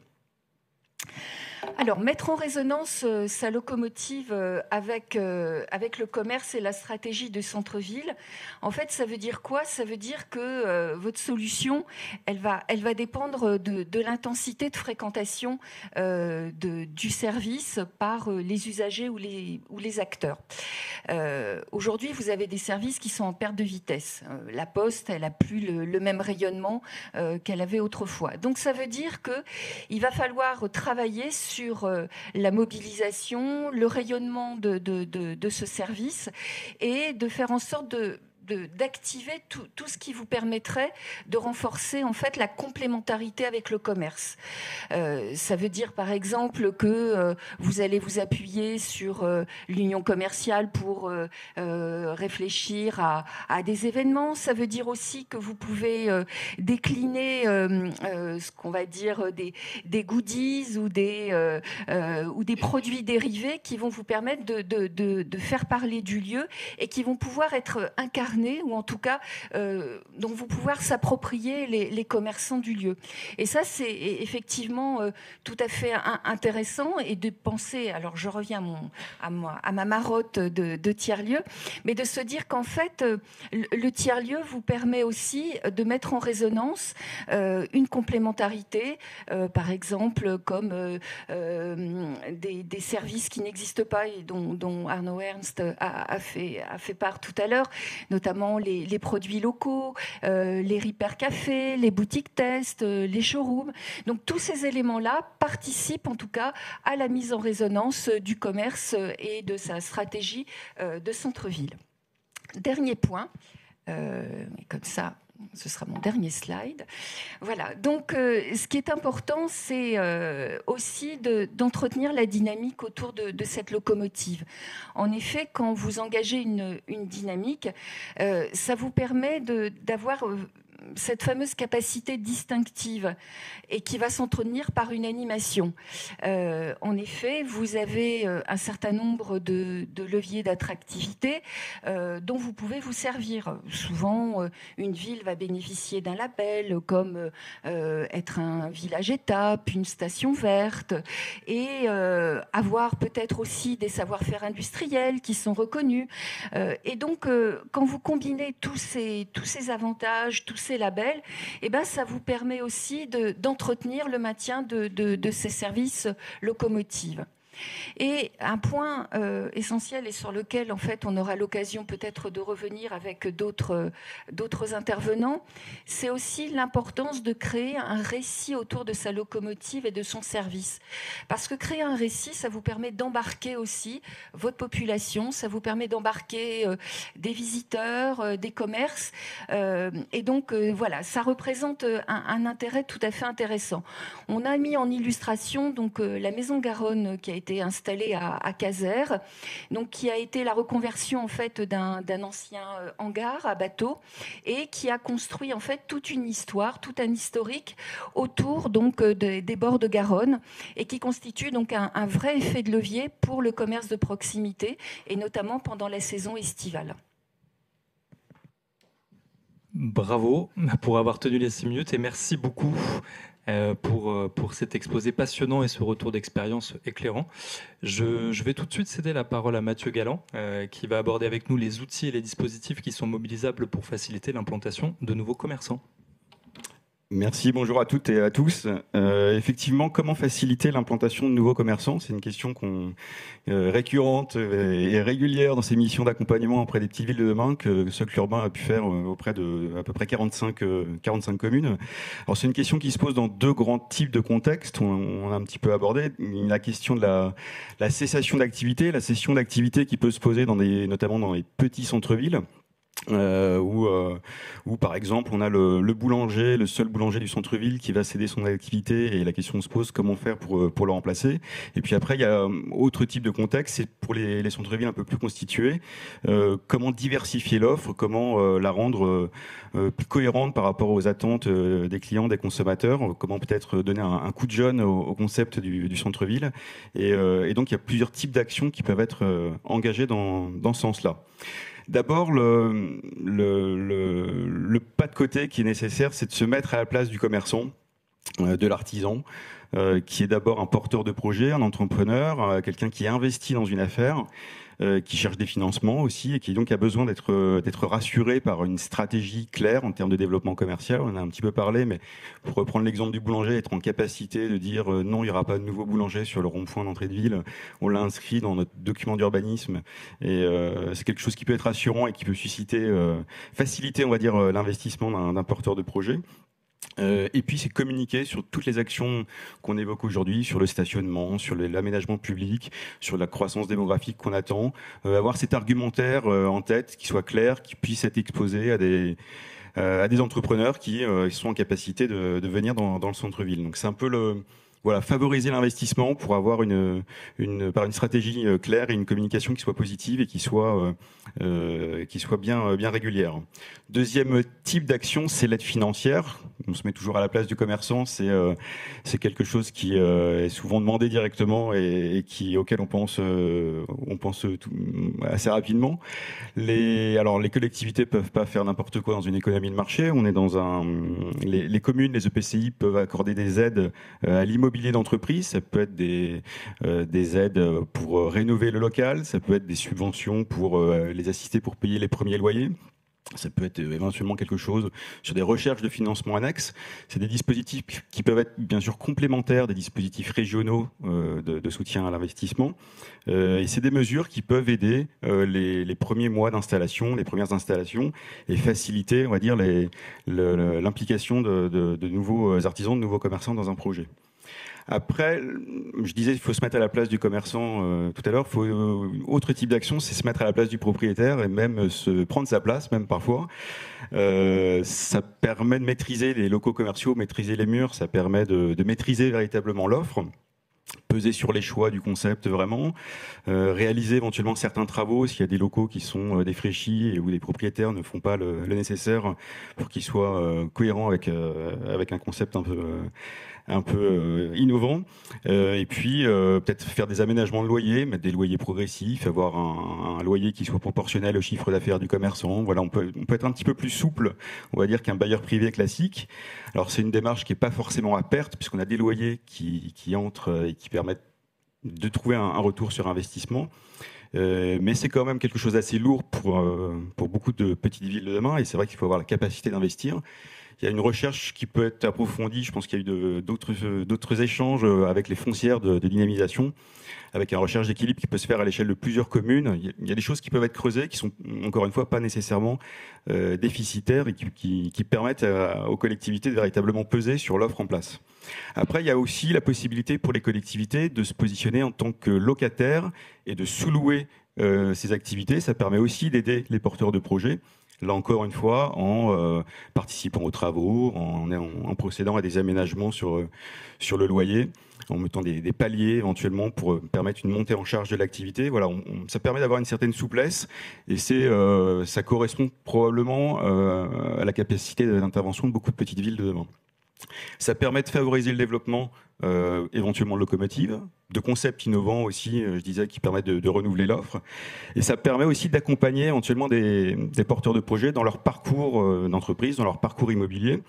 Et alors cela, j'avais quelques exemples qu'on a pu constater dans les villes qu'on a accompagnées qui sont intéressants, que j'avais envie de mettre en avant. La boutique éphémère d'abord, qui est un concept qui permet de mettre à disposition de preneurs pour quelques jours, voire 1 à 2 semaines, voilà, qui permet de mettre à disposition ce local. Ça s'adresse beaucoup à des artisans qui sont notamment sur les marchés ou qui font de la vente à distance, et ça leur permet de constituer un fichier de clientèle, de tester leur concept, on va dire en dur et en vrai dans un local, pour éventuellement voilà, dans leur projet avancer et prendre une boutique dans le parc privé. Alors ça, c'est un exemple extrêmement concluant sur Moissy-Cramayel en Ile-de-France, où on a un plan d'occupation de la boutique qui est prévu sur plus d'1 an à l'avance. Donc ça fonctionne très bien et ça permet de créer aussi de l'animation avec une offre qui évolue toutes les semaines et qui permet de créer des choses assez sympathiques. Deuxième type de concept un peu innovant pour accompagner les porteurs de projets, c'est la boutique partagée. Là, c'est un exemple assez intéressant à Saint-Martin-de-Crau, dans les Bouches-du-Rhône, qu'on a pu voir, qui est porté par l'agglomération d'Arles et la Chambre des métiers. Donc l'agglomération est locataire auprès d'un bailleur privé d'un local et sous-loue auprès d'une dizaine d'artisans, on va dire un morceau de la boutique pour constituer un concept global. Et ça fonctionne aussi très bien. Ça vient d'ouvrir à Saint-Martin-de-Crau. Ça a déjà été développé sur d'autres communes de l'agglomération. Et puis, dernier exemple auquel on peut penser, c'est la pépinière, qui peut prendre beaucoup de noms. On a vu un exemple assez concluant aussi à Fleurance, dans le Gers, avec un concept d'une créatrice qui faisait aussi des ateliers, qui fait aussi des ateliers pour animer le centre-ville. Donc un concept assez vivant.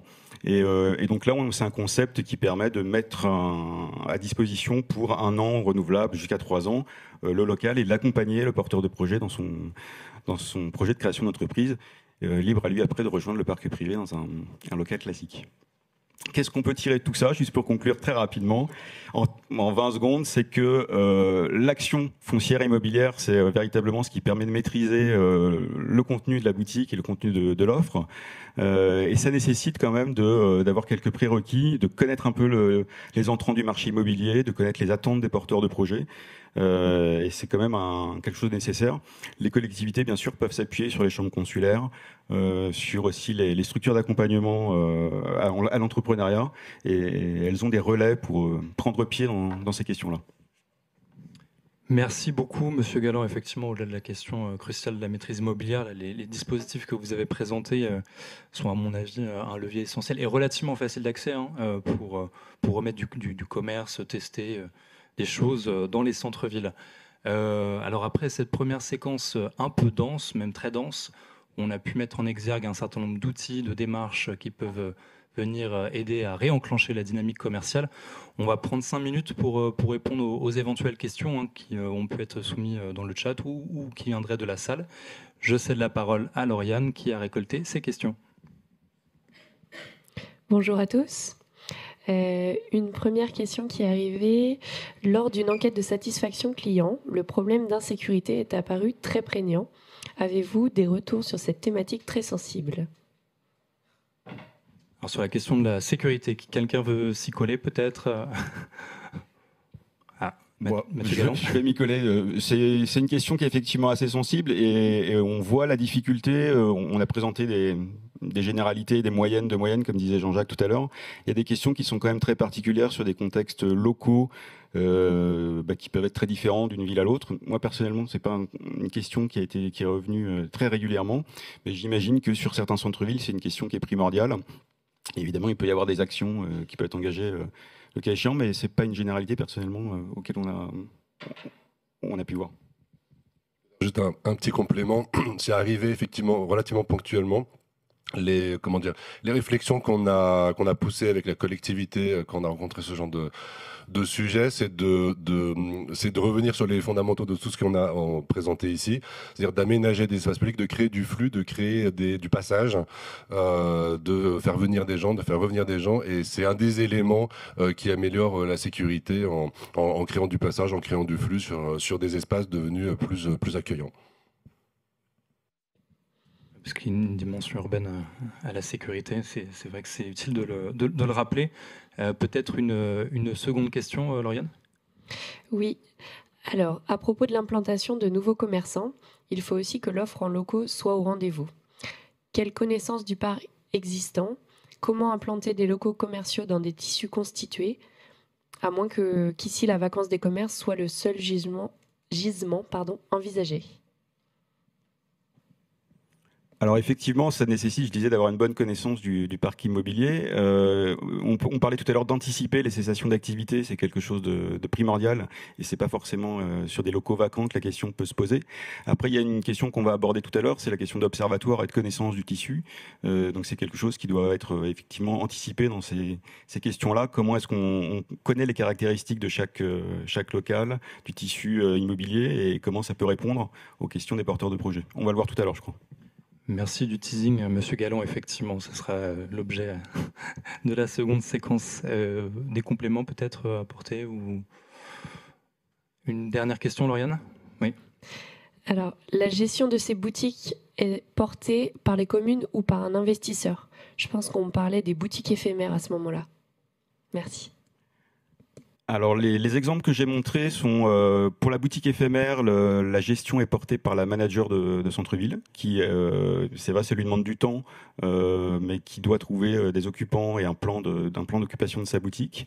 En ce qui concerne la boutique partagée, c'est un concept qui est porté par les artisans eux-mêmes sous un système de permanence, de rotation. Les artisans se donnent un jour de présence et donc l'agglomération n'a finalement qu'à servir d'intermédiaire et porter le plan de communication de cette belle opération. Mais le concept en lui-même est porté par les artisans. Merci beaucoup à tous. Merci Lauriane. Merci à tous les 5 pour cette première séquence.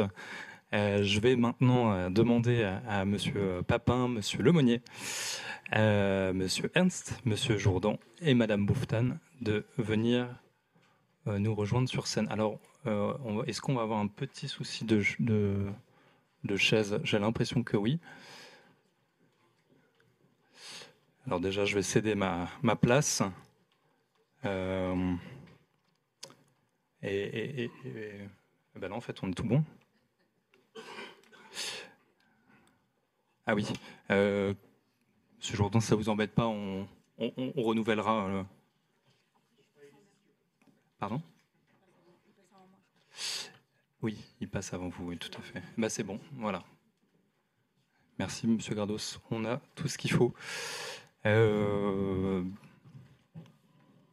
pour aborder notre seconde séquence de la matinée consacrée aux solutions et démarches visant à augmenter la fréquentation et à dynamiser le collectif d'acteurs au service de la redynamisation commerciale, je vais tout de suite céder la parole à Monsieur Papin pour aborder le sujet du développement de l'animation commerciale. Est-ce que vous avez bien la petite manette pour... Ah, vous pouvez vous asseoir, ça y est, vous avez chacun un siège. Hein. Sentez-vous à l'aise. Celle de gauche, voilà, très bien. Je vous cède la parole, Monsieur Papin. Merci beaucoup.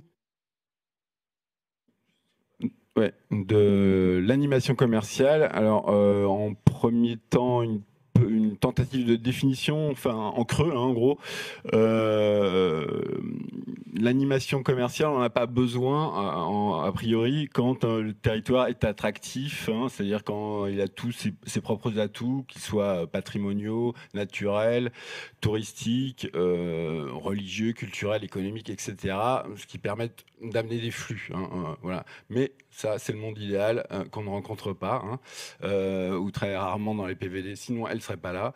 Et donc, il y a besoin de mettre ce supplément d'âme, hein, qui est l'animation commerciale, donc pour enrichir les flux. En gros, on peut l'appeler, c'est comme quelque part une capacité à faire surperformer la ville dans sa dotation de base d'attractivité. C'est ça l'attractivité, l'animation commerciale, hein, c'est amener un petit peu ce plus, hein, ce niveau de mérite, entre guillemets, de l'ensemble du collectif rassemblé. Alors le collectif, c'est lequel ? Donc c'est comme souvent pour que ça fonctionne, un ensemble. Donc là encore, dans un monde idéal, hein, on a une association de commerçants qui prend les choses en main, qui est active, avec un président qui a des initiatives, mais là encore, ce monde idéal, vous ne le rencontrez certainement pas très souvent. Voilà. Et on est plutôt sur voilà, les associations de commerçants existent ou pas, elles sont en sommeil ou pas. On est sur des tissus relativement limités, hein, des fois de commerce dans ces villes. Hein. Donc il y a besoin d'un apport fort, hein, de la ville, du maire et en chef d'orchestre au milieu, le chef de projet PVD ou le manager de centre-ville quand il existe, hein, mais souvent il n'y en a pas. Et donc pour alimenter trois choses, hein, qui sont des systèmes sur les prix, hein, sur cette animation commerciale. Que font eux? Là, c'est le job des commerçants ou de l'union commerciale. Des effets d'entraînement sur l'animation donc du territoire. Là, c'est le job plutôt de la ville, hein, et l'effet de promotion, donc l'ensemble, hein, c'est comment on articule une promotion prix et un événement sur une amplification. Voilà, ça c'est un peu l'articulation que peut mettre en place un chef de projet PVD pour que ces choses fonctionnent. Alors, les différentes formes d'animation commerciale, alors, à mon sens, l'animation commerciale, elle n'est pas seulement et exclusivement portée par le commerce, hein. Elle est très souvent aller chercher en dehors du commerce, hein. Donc on l'a listé, c'est peut-être pas exhaustif, hein, mais voilà, la première vocation de l'animation, c'est tout ce qui relève de la fidélisation, de la promotion, des choses assez classiques, cartes, cadeaux, bons d'achat, remises la semaine, voilà, ce que vous voulez, l'animation un peu de base. La deuxième type, c'est de la vocation numérique. Donc là, c'est sur Instagram, sur Facebook, avec de l'animation continue. Et là, elle est très peu présente. En fait, sur le numérique, à mon sens, je dis ça pour la Banque des Territoires et également pour la NCT, le problème n'est pas tant de câbler, ils sont câblés ces territoires, hein, ou de leur mettre la 4G, c'est qu'ils ne produisent pas de contenu. On est sur des territoires qui produisent très peu de contenu et des stratégies numériques, alors que chaque Français passe 3 heures sur son téléphone en moyenne. Donc on a une absence de visibilité de ces territoires, et donc ça reste un sujet central de très peu travaillé, un tout petit peu par les commerçants et extrêmement peu par les villes en fait. Le troisième ciblage de l'animation commerciale, c'est sur la clientèle. Donc, on est sur le commerce. Donc, la force du commerce, c'est d'aller chercher le client. Donc là, l'intérêt, c'est d'aller chercher de la niche et en dehors de ce qu'on a déjà. Donc, je vous ai mis quelques exemples. On a travaillé, par exemple, sur les camping-caristes dans une petite ville de l'Orne. On avait un camping et donc là, ont été négociés une ouverture pour les camping-caristes avec France Camping Car, je crois que c'est de 50. À arriver l'été, donc là vous passez 50 camping-cars, 3 personnes par camping-car, donc vous avez 150 personnes, donc là vous amenez vraiment du pouvoir d'achat supplémentaire sur une ville qui fait 800 personnes, vous avez quasiment augmenté de 25% de la population. Donc ça, et donc vous faites une animation avec les commerçants sur ces points-là, idem sur tout ce qui est vélo-tourisme. Les zones industrielles ou les zones de salariés, on a beaucoup de villes, ça a été dit, mais sur lesquelles le nombre d'emplois est très élevé, hein. Enfin en tout cas, il y a des zones industrielles à proximité ou dans le secteur. Donc comment on va les chercher, comment on fait de l'animation commerciale vis-à-vis d'eux. Voilà, l'idée c'est de ramener du flux sur une population au-delà de l'habitant classique, hein, mais de l'usager de la ville, vraiment chercher sur ces fonctions-là, touristiques, économiques, culturelles, voilà. Le troisième point, ça peut être la niche, hein, la spécialisation du territoire, sur lequel un point, j'ai 45 secondes, je suis très en retard, le livre, le canard, voilà, je vous donne quelques spécialités. La vocation de l'animation urbaine, hein, donc ça se fait de plus en plus, l'urbanisme tactique, on met des ballons, des fauteuils, des sièges, voilà, on fait du ludique, on amène de l'événement, et le dernier point, c'est l'événement lui-même, hein, c'est-à-dire la foire, le concert, la course, etc. Donc je vous parlerai d'une autre fois, si j'ai encore 20 secondes, Donc je voulais faire cette là, voilà. Sur une ville qu'on accompagnait à La Roche-sur-Foron, on est reparti sur cette question d'événement de l'histoire. C'était une ville qui était au centre de l'histoire, mais au XIe siècle, du temps des comtes de Savoie, hein, et du coup qui était un peu une ville événementielle. On était sur les bourgs, voilà, le grand bourg, hein, voilà, j'étais passé, et donc on a retravaillé au XXIe siècle comment, à partir de cette animation qui existait au XIe siècle et les restes, hein, une foire, une tour un peu détruite, les contes disparus, tout ça, on retravaille sur cette animation commerciale, sur ce récit. Voilà. Retisser le fil de l'histoire. Merci pour ce retour d'expérience qui est plus détaillé dans le guide que vous pouvez retrouver sur la plateforme de la Banque des Territoires. Je vais tout de suite céder la parole à Pierre-Jean Lemonnier. Pierre-Jean Lemonnier va nous parler de la manière, de l'intérêt, de la plus-value que peut constituer le recours aux outils digitaux par les commerçants. Vous avez 6 minutes. Merci beaucoup. Bonjour à toutes et tous. Dans la foulée de ce qui vient d'être évoqué, je vais en effet parler de l'articulation entre numérique et commerce. Un enjeu extrêmement fort puisque aujourd'hui Internet c'est à la fois un lieu de recherche, c'est aussi un lieu d'information et c'est un lieu d'achat. 80% des habitants aujourd'hui consomment sur Internet et 80% des habitants sont sur les réseaux sociaux. Donc autant dire qu'à l'échelle d'un territoire et pour des commerçants de petites villes, l'enjeu est extrêmement fort. Ils sont parfois techniquement déconnectés de ces enjeux-là et en termes de temps, il y a aussi un enjeu fort puisqu'il souvent, il manque de temps. Pour les collectivités, évidemment, c'est de comprendre comment on articule le numérique avec ces commerces, quelles solutions trouver. Alors, on a quelques clés de lecture à vous proposer. Tout d'abord, il faut construire une stratégie, une vision stratégique de l'action de la collectivité, avec 4 piliers. La visibilité, avec cette question, est-ce que la commune et ses commerces sont visibles et identifiés dans un environnement numérique assez bruyant, où il y a beaucoup de sollicitations pour les clients. Le deuxième point, c'est la valorisation. C'est-à-dire, est-ce que le contenu proposé permet vraiment d'identifier et de qualifier le cœur de ville? Est-ce qu'il y a une charte? Est-ce qu'il y a une cohérence d'ensemble? Le troisième temps, c'est la maîtrise. Est-ce que les acteurs, clients, commerçants maîtrisent ces outils et peuvent les maîtriser? Et le dernier point, c'est la question de la fréquence. Est-ce que ce contenu est actualisé? Est-ce qu'il y a des outils qui sont mis en place et qui permettent d'avoir un rythme et une tenue d'un rythme dans un environnement encore une fois numérique où le buzz est la loi. Alors, quels sont les principaux constats à observer? Tout d'abord, la question de la stratégie et de la communication, le fait d'avoir une cohérence d'ensemble, ce n'est pas toujours le cas.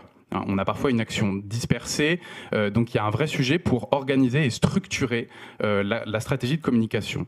Le deuxième point, c'est que ce n'est pas toujours identifié comme un axe prioritaire par les collectivités. C'est souvent un outil de second plan numérique. Or, il y a des manières de toucher directement le client à travers le web qui sont extrêmement fortes. Le troisième point, c'est la question de l'échelle. Elle se pose souvent.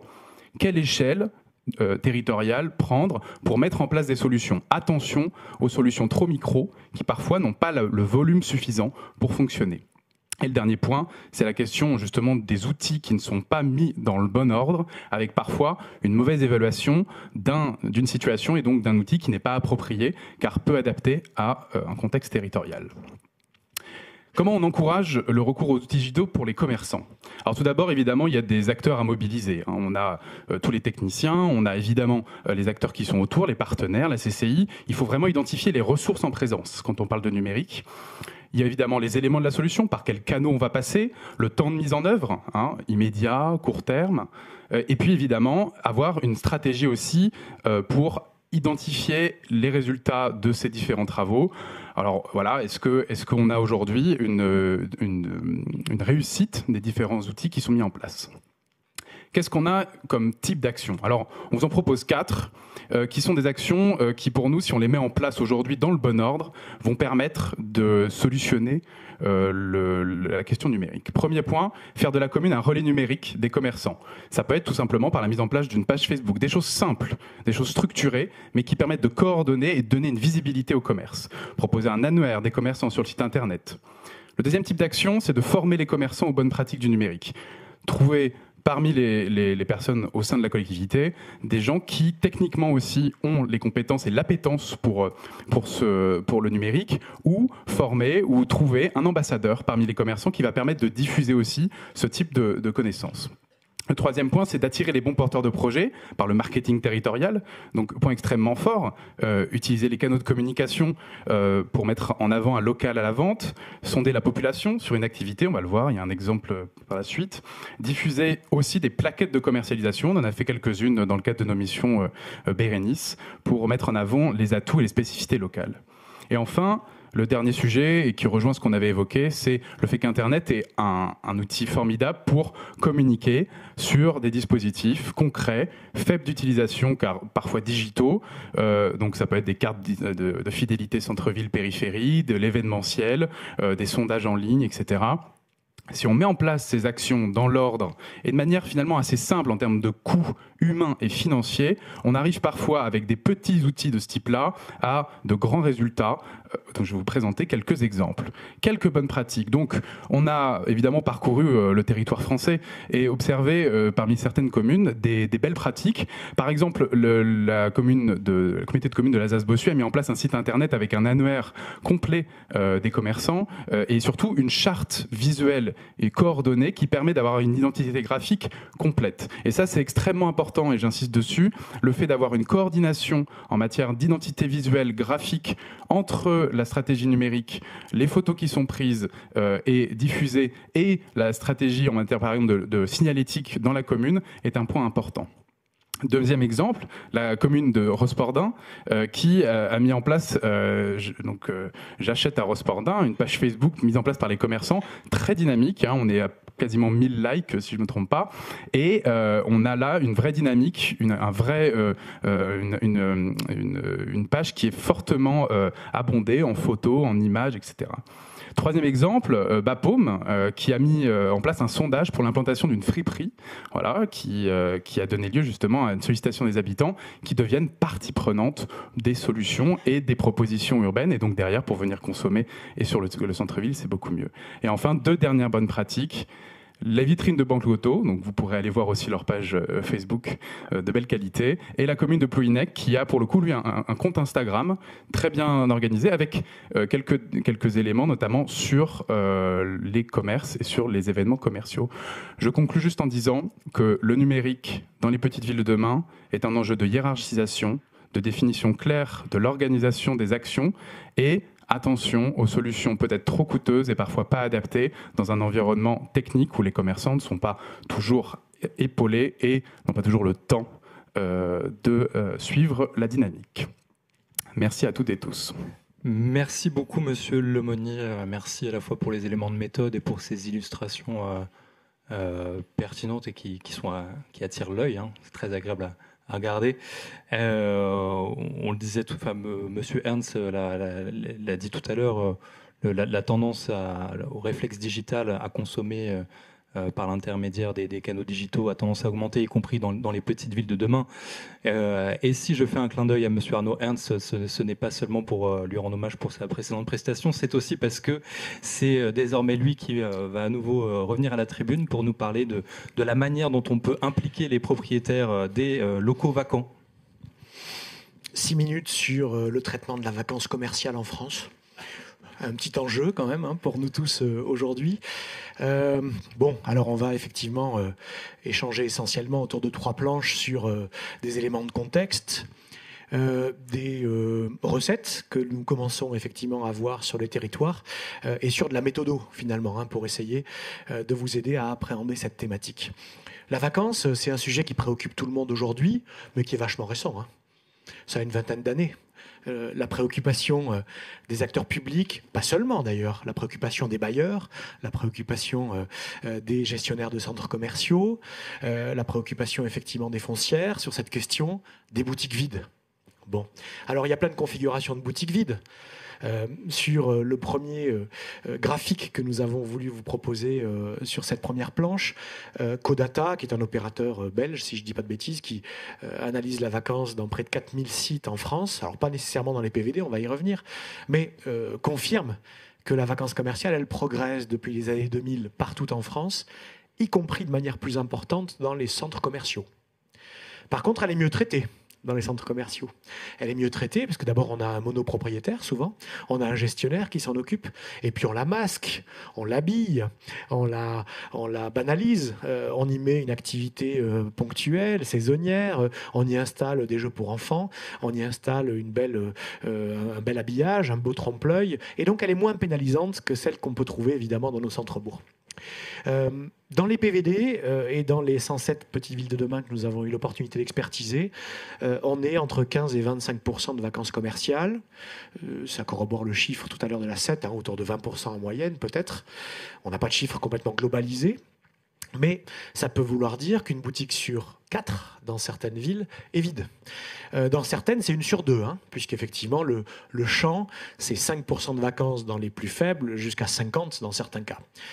Le deuxième chiffre aussi, effectivement, qui a été partagé ce matin et qu'on confirme dans nos analyses, c'est généralement effectivement une quinzaine de commerces pour 1000 habitants, donc 45 commerces pour 3000. C'est un rapport qu'on a nous aussi trouvé globalement sur les territoires. Donc évidemment, la semaine dernière, dans une commune du sud du département de la Haute-Garonne, quand l'histoire du 19e et du 20e siècle a occupé à l'époque effectivement 80, 100, 120 commerce dans une boutique, dans une ville de 2500 habitants, on n'y reviendra pas. Et donc, le premier sujet sur lequel, évidemment, on a envie de solliciter les élus, c'est sur la notion de nostalgie et la notion de centre-bourg de demain ou de centre-ville de demain qui sera nécessairement différent du centre-ville ou du centre-bourg d'hier. Quand on a 80, 100, 120 boutiques dans un centre-bourg de 2000 habitants et qu'on a 50% de vacances commerciales ou 55% de vacances commerciales, on ne réactivera pas tout. Et donc, il va falloir nécessairement faire des choix. C'est un sujet courageux, mais dont on va évidemment parler. Le deuxième élément qu'on voulait partager avec vous, c'est la bonne compréhension de la vacance locale. Il y a des contextes, il y a des tropismes, il y a des histoires, il y a des situations géographiques. On essaye de sortir aujourd'hui des éléments communs à toutes ces villes, petites villes de demain. Dans les faits, elles sont toutes effectivement singulières et elles ont toutes une trajectoire, une histoire singulière. Donc, mettre en place une stratégie volontaire de traitement, de résorption, d'intervention sur la vacance, ça veut dire comprendre son origine, ça veut dire mettre en place des choix courageux dans certains cas, sur des linéaires ou des rues, on en a parlé déjà tout à l'heure, sur lesquelles on peut se battre, sur lesquelles la réactivation est envisageable, et puis des rues et des places sur lesquelles clairement il va falloir recycler ces locaux pour qu'ils pénalisent moins le paysage de la rue et ne donnent pas cette image de bourg ou de village-rue historiquement très dévitalisé. Et donc il faudra ensuite des actions, on va en parler dans la troisième et dernière planche, un plan d'action évidemment très adapté, mais il faut d'abord évidemment bien comprendre la nature de la vacance. Et pour comprendre la nature, il faut passer par une analyse objective, lucide du territoire et de son contexte économique et socio-démographique, la structure de l'offre, l'état de l'immobilier, on en a parlé, on va parler des observatoires dans quelques minutes, on y revient. La zone de chalandise, le client. On a des clients, on n'en a pas, on en a gagné, on en a perdu, ils ont de l'argent, ils n'ont pas d'argent, ils bossent là, ils bossent pas là. La concurrence, évidemment, l'entrée de ville, la zone commerciale, la grande ville à proximité. La notion d'expérience centre-ville, c'est chouette, c'est pas chouette d'y venir, on a envie, on n'a pas envie d'y venir. C'est agréable, c'est accueillant, c'est accessible, c'est convivial. On en a beaucoup parlé ce matin. Et puis, évidemment, la situation des entreprises, on vient d'en parler aussi, leur capacité à être dans une exploitation de leur commerce de demain. Il y a 4 situations de la vacance, pour aller vite. Des situations plus faciles que d'autres. À traiter de l'immobilier inadapté, la boutique, elle accueillera plus jamais du commerce. Elle fait 34 mètres carrés, elle a 3 marches, elle a une porte d'entrée qui fait 64 cm de large. Donc évidemment, on a un vrai sujet lourd. Les loyers sont trop élevés. Bon, il y a des sujets pour tenter de faire évoluer aussi la manière d'entrer, le parcours, on en a parlé, les valeurs locatives, la préemption, la sous-location. On a des propriétaires quelquefois défaillants, on a des locaux qui sont fermés depuis 20 ans, depuis 30 ans, des successions, des histoires de famille, des propriétaires loin et démobilisés. Et malheureusement, le sujet le plus difficile, c'est quand il n'y a pas de preneur. C'est quand sur le territoire, il y a trop de boutiques, il y a trop de concurrence, où il y a une sociologie très défavorable, et donc il y a des boutiques vides parce qu'il n'y a pas de commerçants qui trouvent le potentiel pour venir faire du business à cet endroit-là. C'est une réalité qu'il faut avoir en tête. Et donc, les actions à court, à moyen et à long terme, elles sont importantes. Le législateur, on en a déjà parlé, a mis, et la créativité des territoires a mis au fur et à mesure à la disposition des collectivités de plus en plus d'outils pour intervenir, pour s'en mêler. Et si effectivement on devait retenir, parce que le timing clignote de partout. Si on devait retenir effectivement quelques principes, pas de martingale, vous l'avez compris, il n'y a pas de recette miracle, sinon on serait déjà avec vous en train de tenter de mettre en œuvre la recette miracle si elle existait. Les actions doivent être adaptées aux situations locales et au contexte que vous allez trouver avec un diagnostic très objectif et très lucide, évidemment. Il faut faire des choix, et des choix qui ne seront pas faciles, des choix qui seront courageux et qui sont un peu contre-intuitifs. Le citoyen va vous dire « Qu'est-ce que vous faites, monsieur le maire? Pourquoi le boucher a fermé ?» Ce n'est pas si simple, évidemment, et vous êtes en responsabilité. Pas de nostalgie, s'il vous plaît. Le centre-bourg de demain, il sera très différent du centre-bourg d'hier. On en a évidemment beaucoup parlé. C'est des temps longs pour intervenir sur la question du foncier, sur la question de l'immobilier, sur la question de la relation avec les propriétaires. Et vous n'avez plus d'autre solution que de vous en mêler, ce qui pose évidemment la question de l'ingénierie et finalement de l'énergie sur le territoire pour se mêler de cette question de l'immobilier et du commerce. À plus tard. Merci beaucoup. Le graphique précédent était vraiment tout à fait éclairant sur les différents outils qui sont à disposition, les outils et les dispositifs. Encore une fois, j'invite nos participants à se procurer le guide pour pouvoir aller un peu plus en profondeur sur le sujet. On en a dit un mot jusqu'ici, mais on n'est pas allé au bout. Je vous propose qu'on passe à la séquence suivante avec Monsieur Clément Jourdan sur la manière dont on peut organiser l'observation et le suivi de son commerce. Merci, bonjour à tous, Clément Jourdan, Terre d'Avance. Donc nous on a réalisé une trentaine de missions shopping et donc je suis là pour vous parler d'observation et de suivi du commerce. Alors on a pris l'exercice un peu au pied de la lettre quand on nous a demandé de faire un retour des petites villes de demain et on vous a proposé des verbatims qui nous sont revenus quand aux chargés de mission Petites Villes de demain et aux maires qui étaient présents lors de la première réunion ont demandé est-ce que vous avez des chiffres sur votre commerce ? Je crois que j'ai un bout de tableau d'Excel qui traîne. À l'époque, la CCI s'en occupait. Bref, rien de bien consolidé. Et pourtant, l'enjeu est important sur cette question de l'observation commerciale. Il y a quand même un contexte où les réformes successives sur la décentralisation donnent cette compétence commerce aux intercommunalités. Donc, pour prendre en main un sujet, faire une feuille de route, une stratégie, il faut d'abord se saisir des chiffres, des statistiques. Ensuite, il y a quand même des nouvelles tendances à cerner. Il y a des nouveaux magasins, on en a parlé, des commerces hybrides, un retour au petit format de proximité, et puis des évolutions de consommation aussi. On parle de consommation numérique, de e-commerce. Donc, tant finalement de nouvelles tendances dont il est important aussi d'identifier des chiffres clés et de comprendre quelle est la dynamique sur son centre-bourg. Et puis, le programme PVD, où finalement, on a un pilier sur la redynamisation commerciale et on dit aux petites villes de demain, proposez-nous des actions, mais les petites villes de demain, avant de proposer des actions, il faut qu'elles connaissent correctement le centre-bourg. Donc autant d'éléments de contexte qui invitent à se pencher à cette question, parfois un peu chronophage, des chiffres et des statistiques. Alors moi je suis content parce qu'en introduction j'ai entendu deux mots-clés. J'ai entendu il ne faut pas faire du diagnostic pour faire du diagnostic et j'ai entendu il faut savoir anticiper.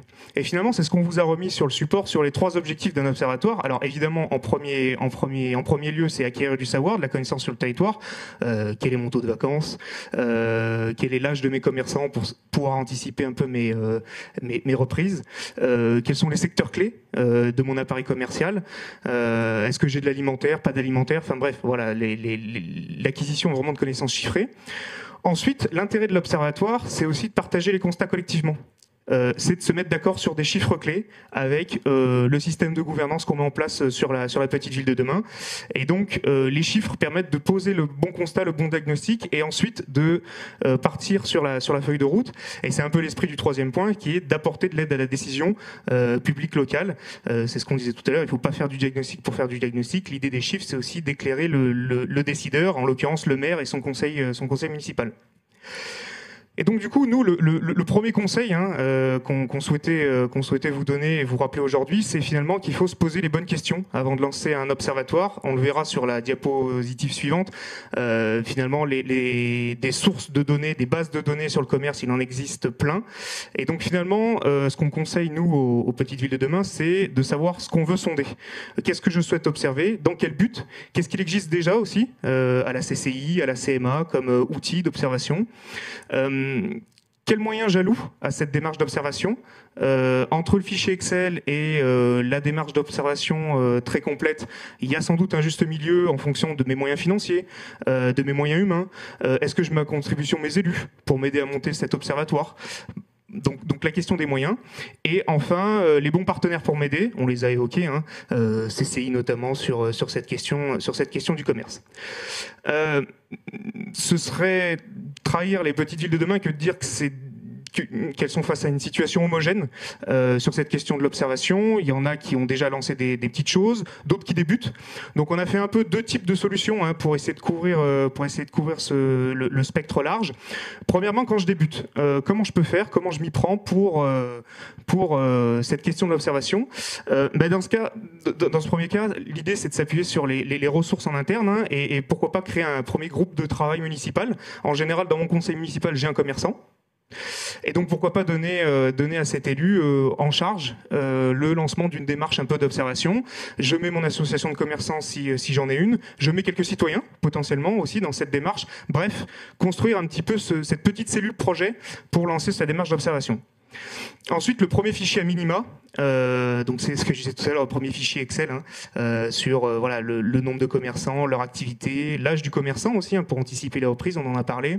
Voilà un premier fichier un peu clé pour recenser mon tissu commercial. Le niveau 2, c'est de faire la petite carto qui va bien en identifiant sur la carte les commerçants. Ensuite, on s'est dit finalement, alors on a le chargé de mission Petite Ville de demain, mais qui a plein d'occupations. Est-ce que je lui donne à faire cette mission d'observation commerciale ou pas ? Et on a trouvé deux petites solutions qui peuvent être mises en place. Pourquoi pas prendre un service civique en plus d'autres missions, lui donner à charge cette mission d'observation commerciale, ça peut être une idée. Et on peut faire travailler aussi des lycéens du coin sur cette question de l'observation. Et enfin, aller toquer à la porte des consulaires, de l'EPCI pour aller récolter de la donnée. Et puis le niveau 2, alors là on ouvre la boîte de Pandore des données publiques, des bases de données publiques. Hein. Alors en gros il y en a 3 ordres, les données sur les commerces, les données sur les pieds de commerce, les bases de données des notaires par exemple qui sont aujourd'hui accessibles, les données des impôts aussi pour la levée de la taxe qui peuvent être mobilisées. Et puis troisième type de chiffres qu'on peut aller chercher, ce sont les chiffres de flux, on en a parlé, les enquêtes de la CCI et puis certains cabinets aussi qui mobilisent des données de flux. Je vois le temps qui file, je vous propose simplement un dernier exemple pour vous dire que nos missions dans l'Auvergne nous ont pas seulement permis de manger de la truffade, mais aussi de découvrir des bonnes initiatives comme dans le Livradois Forez, où eux en fait ils ont coché toutes les cases avec leur outil de bourse des commerces. Finalement c'est un outil statistique parce que ça permet de recenser les locaux. C'est un outil qui permet de mesurer les évolutions de la vacance alors je le rappelle, 10 PVD à l'échelle du parc du Livradois Forez dans le Puy-de-Dôme. C'est un outil au service d'une stratégie, puisqu'il y a une politique d'attractivité dont le but est d'attirer des commerçants, et donc cet outil permet de recenser les commerces à prendre. Et puis c'est un outil qui est mutualisé. C'est là où on voulait vous le partager avec vous. La commune n'est pas toute seule et elle s'entoure des autres communes du parc du Livradois Forez pour mener cette bourse aux locaux vacants qui a vraiment cette double valeur, observer et suivre. Tout ça pour servir une stratégie de revitalisation commerciale. Merci. Merci beaucoup, Monsieur Jourdan. Merci pour cet exemple. Encore une fois, et de façon plus générale, merci pour les éléments de méthode qui s'adaptent bien au niveau de sensibilité, peut-être même de maturité des PVD sur le sujet du suivi et de l'observation commerciale. Je vais tout de suite laisser la parole à Madame Alexandra Bouftane, qui va nous parler, et on aurait peut-être dû commencer par ce sujet, mais c'est aussi une très belle conclusion, de la manière dont on peut constituer, soutenir une dynamique collective et créer les conditions d'une gouvernance en matière de politique commerciale.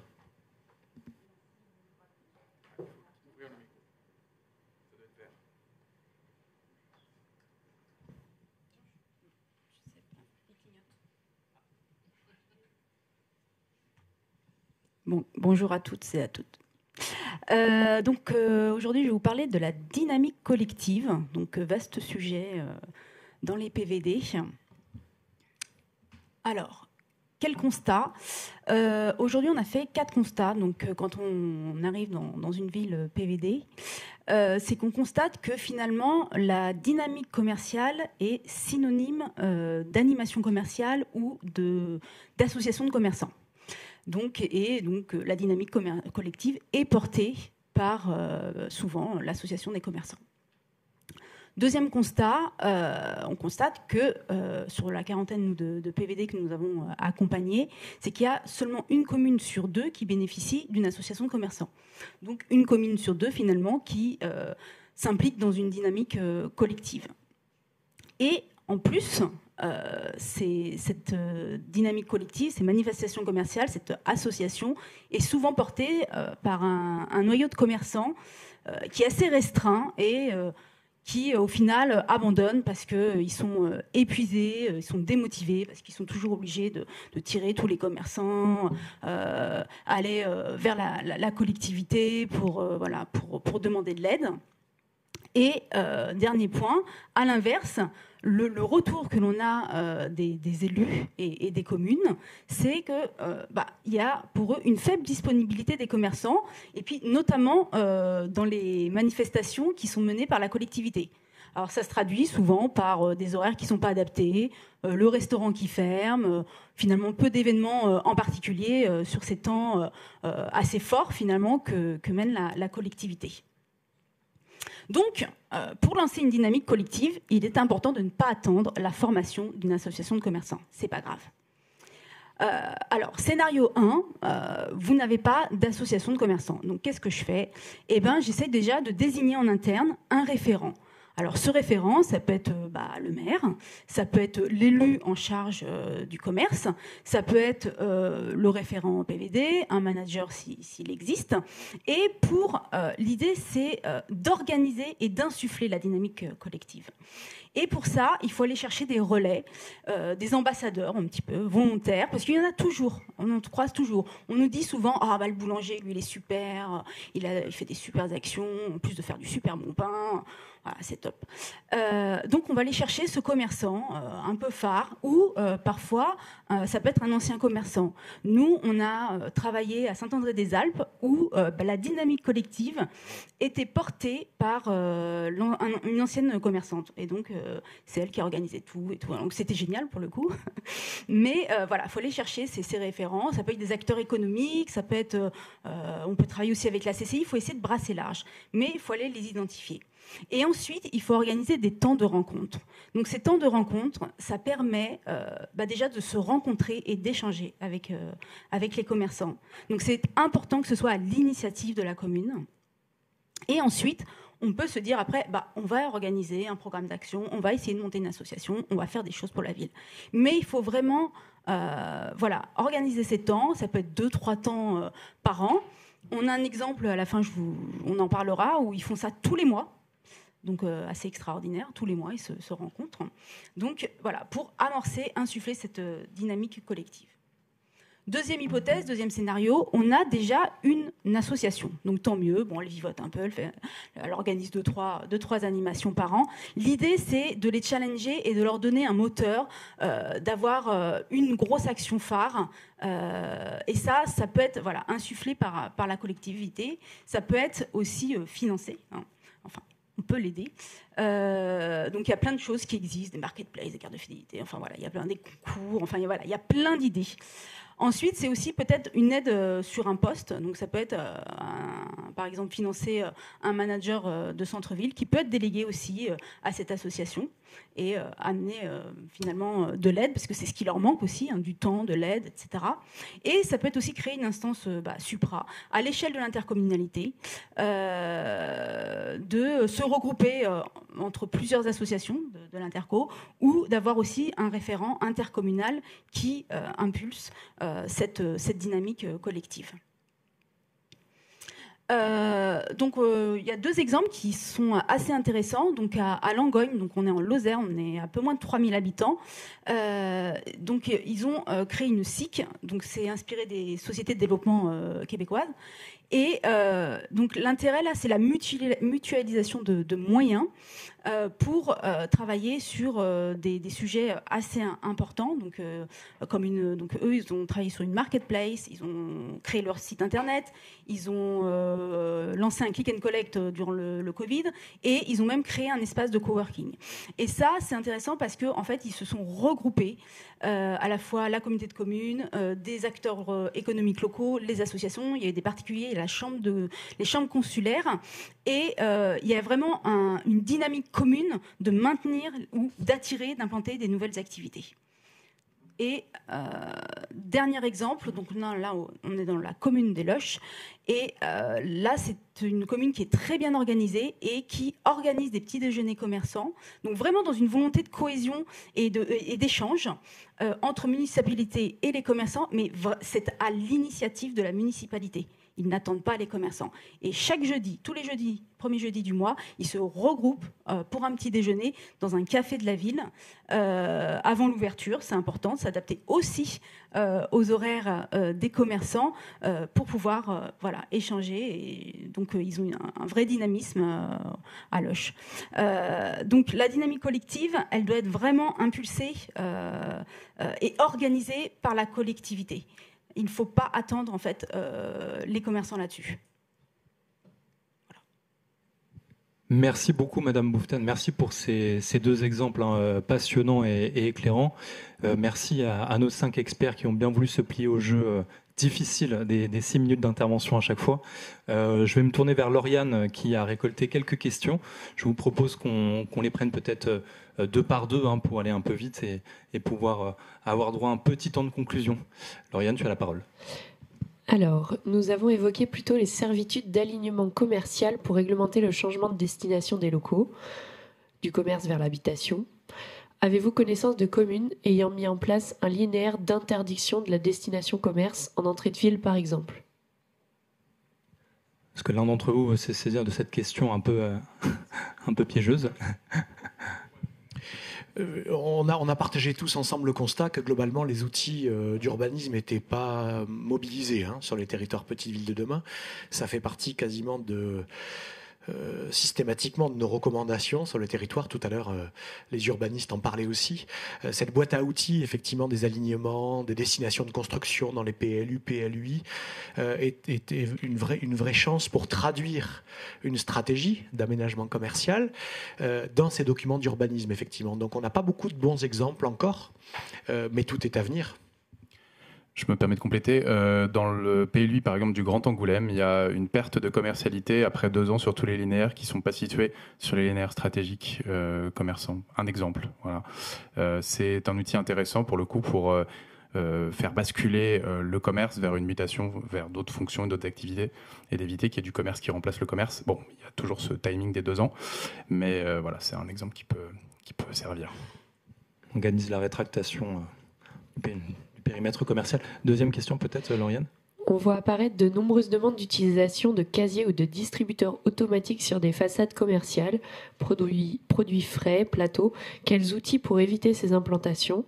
Alors on pense aussi peut-être au dark store, ou est-ce qu'il faut vraiment éviter, ou est-ce que ça attire aussi une certaine clientèle ? Premier élément de réponse, déjà, où sont localisés ces casiers ? Je pense que tout le monde répondra la même chose ici. C'est-à-dire, si c'est dans le cœur de ville, c'est bien situé, c'est bien localisé, ça participe à la centralité, à son dynamisme, je pense que ça a du sens. Voilà. Après, le fonctionnement de ces casiers, leur qualité, leur capacité à être solide dans le temps, ça dépend aussi des opérateurs et des acteurs qui vous proposent ces solutions. Donc, il faut être vigilant, je pense, sur ces questions-là. Moi, la grosse question que je me pose quand je vois ces espaces, c'est quid dans 10 ans, dans 15 ans ? Qu'est-ce que ça devient ? Est-ce que ce ne sera pas une machine en ruine, entre guillemets ? Donc, vigilant sur ces questions d'entretien dans le temps et de localisation.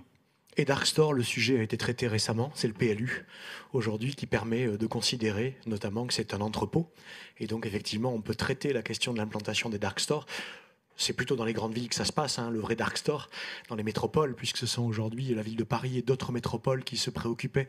J'étais hier à Aix-en-Provence, et là on a un vrai sujet sur les dark kitchens et les dark stores, qui s'implantent dans des garages, dans des locaux très inadaptés, et qui induisent sur l'espace public de vrais usages complexes, d'attente de livreurs, de gestion des déchets, etc. Bon, ça, effectivement, il y a eu effectivement une actualité très récente sur le fait que ce sont désormais des entrepôts et que le PLU peut les traiter. Merci beaucoup à tous les deux. Une autre question peut-être ? Alors, plus largement, y compris pour les commerçants, le numérique apparaît comme un sujet secondaire. Il y a un fort décalage entre le déclaratif, y compris des clients potentiels, et l'utilisation effective du numérique. Annuaire numérique, page Facebook de centre-ville, boutique en ligne. Donc là, c'était plutôt une remarque. Et la dernière question, est-ce qu'il existe un outil simple, en dehors d'Excel, en ligne, pour constituer un observatoire commerce ? Merci.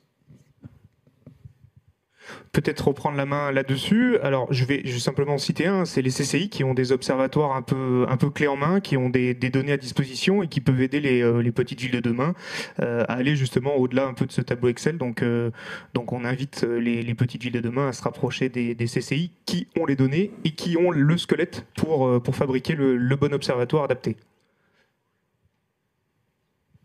Merci beaucoup pour ces éléments de réponse. Un complément peut-être ? Bon. Ça reste compliqué pour les commerçants, mais là aussi, comme on l'a dit, ça peut être le job de la ville, d'investir ce champ-là, d'animer ce territoire numérique-là. Juste un dernier point, il y a nous, dans les enquêtes qu'on avait, on n'a pas du tout parlé, mais ça me paraît important, c'est l'inflation. En fait, on a un sujet sur des enquêtes dans le Nord, qui nous sont remontés, pas forcément sur le commerce, mais quand même. Mais c'était assez massif, la demande et toutes les souhaits spontanés des gens sur l'inflation, avec une connaissance des prix, des enseignes, etc. Et donc il y a peut-être un sujet d'articulation aussi, d'animation sur ce sujet-là, c'est-à-dire comment globalement on répond, parce que le commerce c'est répondre à un besoin, à des paniers, voilà, comme ça s'organise au niveau de l'État, mais ça peut se faire aussi localement. Et je pense que c'est quand même quelque chose, au moins pour l'année, là, à mettre dans ce thème, le commerce. Voilà, c'était juste ce point de rajout. Imaginez peut-être des opérations effectivement anti-inflation promotionnelles. Exactement. Je pense que ça peut être ça. Ouais. On des a petits pas paniers reparlé promotionnels. ni moi. Merci beaucoup pour ce complément. Je crois qu'on n'a plus d'autres questions. Merci encore une fois à tous les 5 pour cette séquence riche, dense et passionnante. Je vais maintenant appeler Magali Da Silva, qui est experte plan commerce et foncière pour la conclusion. Magali, c'est à toi de jouer. Alors tout d'abord, je voulais réitérer les remerciements. Je m'installe. Je voulais réitérer donc les remerciements au nom de la Banque des Territoires, de l'ensemble des sociétés conseils qui se sont mobilisées dans les différentes missions d'accompagnement des collectivités dans le cadre du plan de relance pour les aider à mieux appréhender les problématiques de redynamisation commerciale, et ce premier travail de capitalisation qui en a découlé, à la fois à travers la production d'un guide, mais aussi avec la richesse des échanges de ce matin. Donc cette démarche a permis de mettre en lumière finalement les différents enjeux auxquels sont confrontées ces petites villes pour redynamiser leur offre commerciale et les différents leviers mobilisables, que ce soit d'un point de vue réglementaire, on l'a vu, en termes de requalification de son parc immobilier, en termes d'animation commerciale, en termes de digitalisation. Je ne vais pas refaire un peu tout ce qui a été évoqué ce matin, mais finalement ce sont des leviers et des enjeux que l'on retrouve sur n'importe quel type de territoire, quelle que soit son échelle. Et finalement, la spécificité vraiment des petites villes, c'est peut-être la question de savoir quels sont les leviers que l'on peut mobiliser en interne, quels sont ceux qu'on peut éventuellement externaliser ou mutualiser avec d'autres ressources mobilisables plus largement à l'échelle d'un territoire. Je souhaiterais citer l'exemple de l'animation d'animation commerciale, ça a été évoqué. On a vu la diversité des missions, des enjeux que recoupe une politique d'animation de son commerce localement. Et finalement, on a la problématique de la mobilisation d'un manager de commerce, mais ce sont tout autant de compétences et un profil qui va être différent en fonction des problématiques qui vont être rencontrées localement et vraiment spécifiques à la zone de chalandise qui va être ciblée. Et donc je pense qu'il faut, comme ça a été dit, choisir ses combats. Et c'est également la même chose sur la problématique de la requalification de son offre immobilière, sur notamment, on l'a vu, acquérir des locaux, les transformer, les gérer, les revendre, le cas échéant. Ce sont tout autant de compétences qui vont être différentes, qui vont mobiliser une diversité de savoir-faire. Et ici encore, ce sera vraiment l'enjeu pour la petite ville, de voir quels sont les savoir-faire qu'elle peut mobiliser en régie et éventuellement quels sont ceux qu'elle peut aller mobiliser plus largement. On l'a évoqué à travers notamment les foncières de redynamisation que nous, on essaye vraiment d'accompagner au niveau national, et on en est à près de 80 aujourd'hui mobilisés sur l'ensemble du territoire. Voilà, donc pour conclure, voilà, aujourd'hui, donc il y a eu tout cet historique de diagnostic qui a été engagé à travers l'émission Shopping dans le cadre du plan de relance. Aujourd'hui, donc la Banque des Territoires, son enjeu, c'est vraiment de poursuivre son accompagnement des petites villes et plus largement des territoires dans leur politique de redynamisation du commerce. Et donc l'idée, c'est vraiment de mobiliser toute notre offre d'accompagnement, que ce soit en conseil ou encore en solution de financement, pour favoriser la concrétisation vraiment opérationnelle de ces dynamiques et vraiment accompagner le passage de l'idée au projet. Et donc, je ne doute pas que ce sera tout autant de réalisations très vertueuses qui nous marqueront l'occasion de nous réunir à nouveau au Hub pour capitaliser dessus. Merci à tous.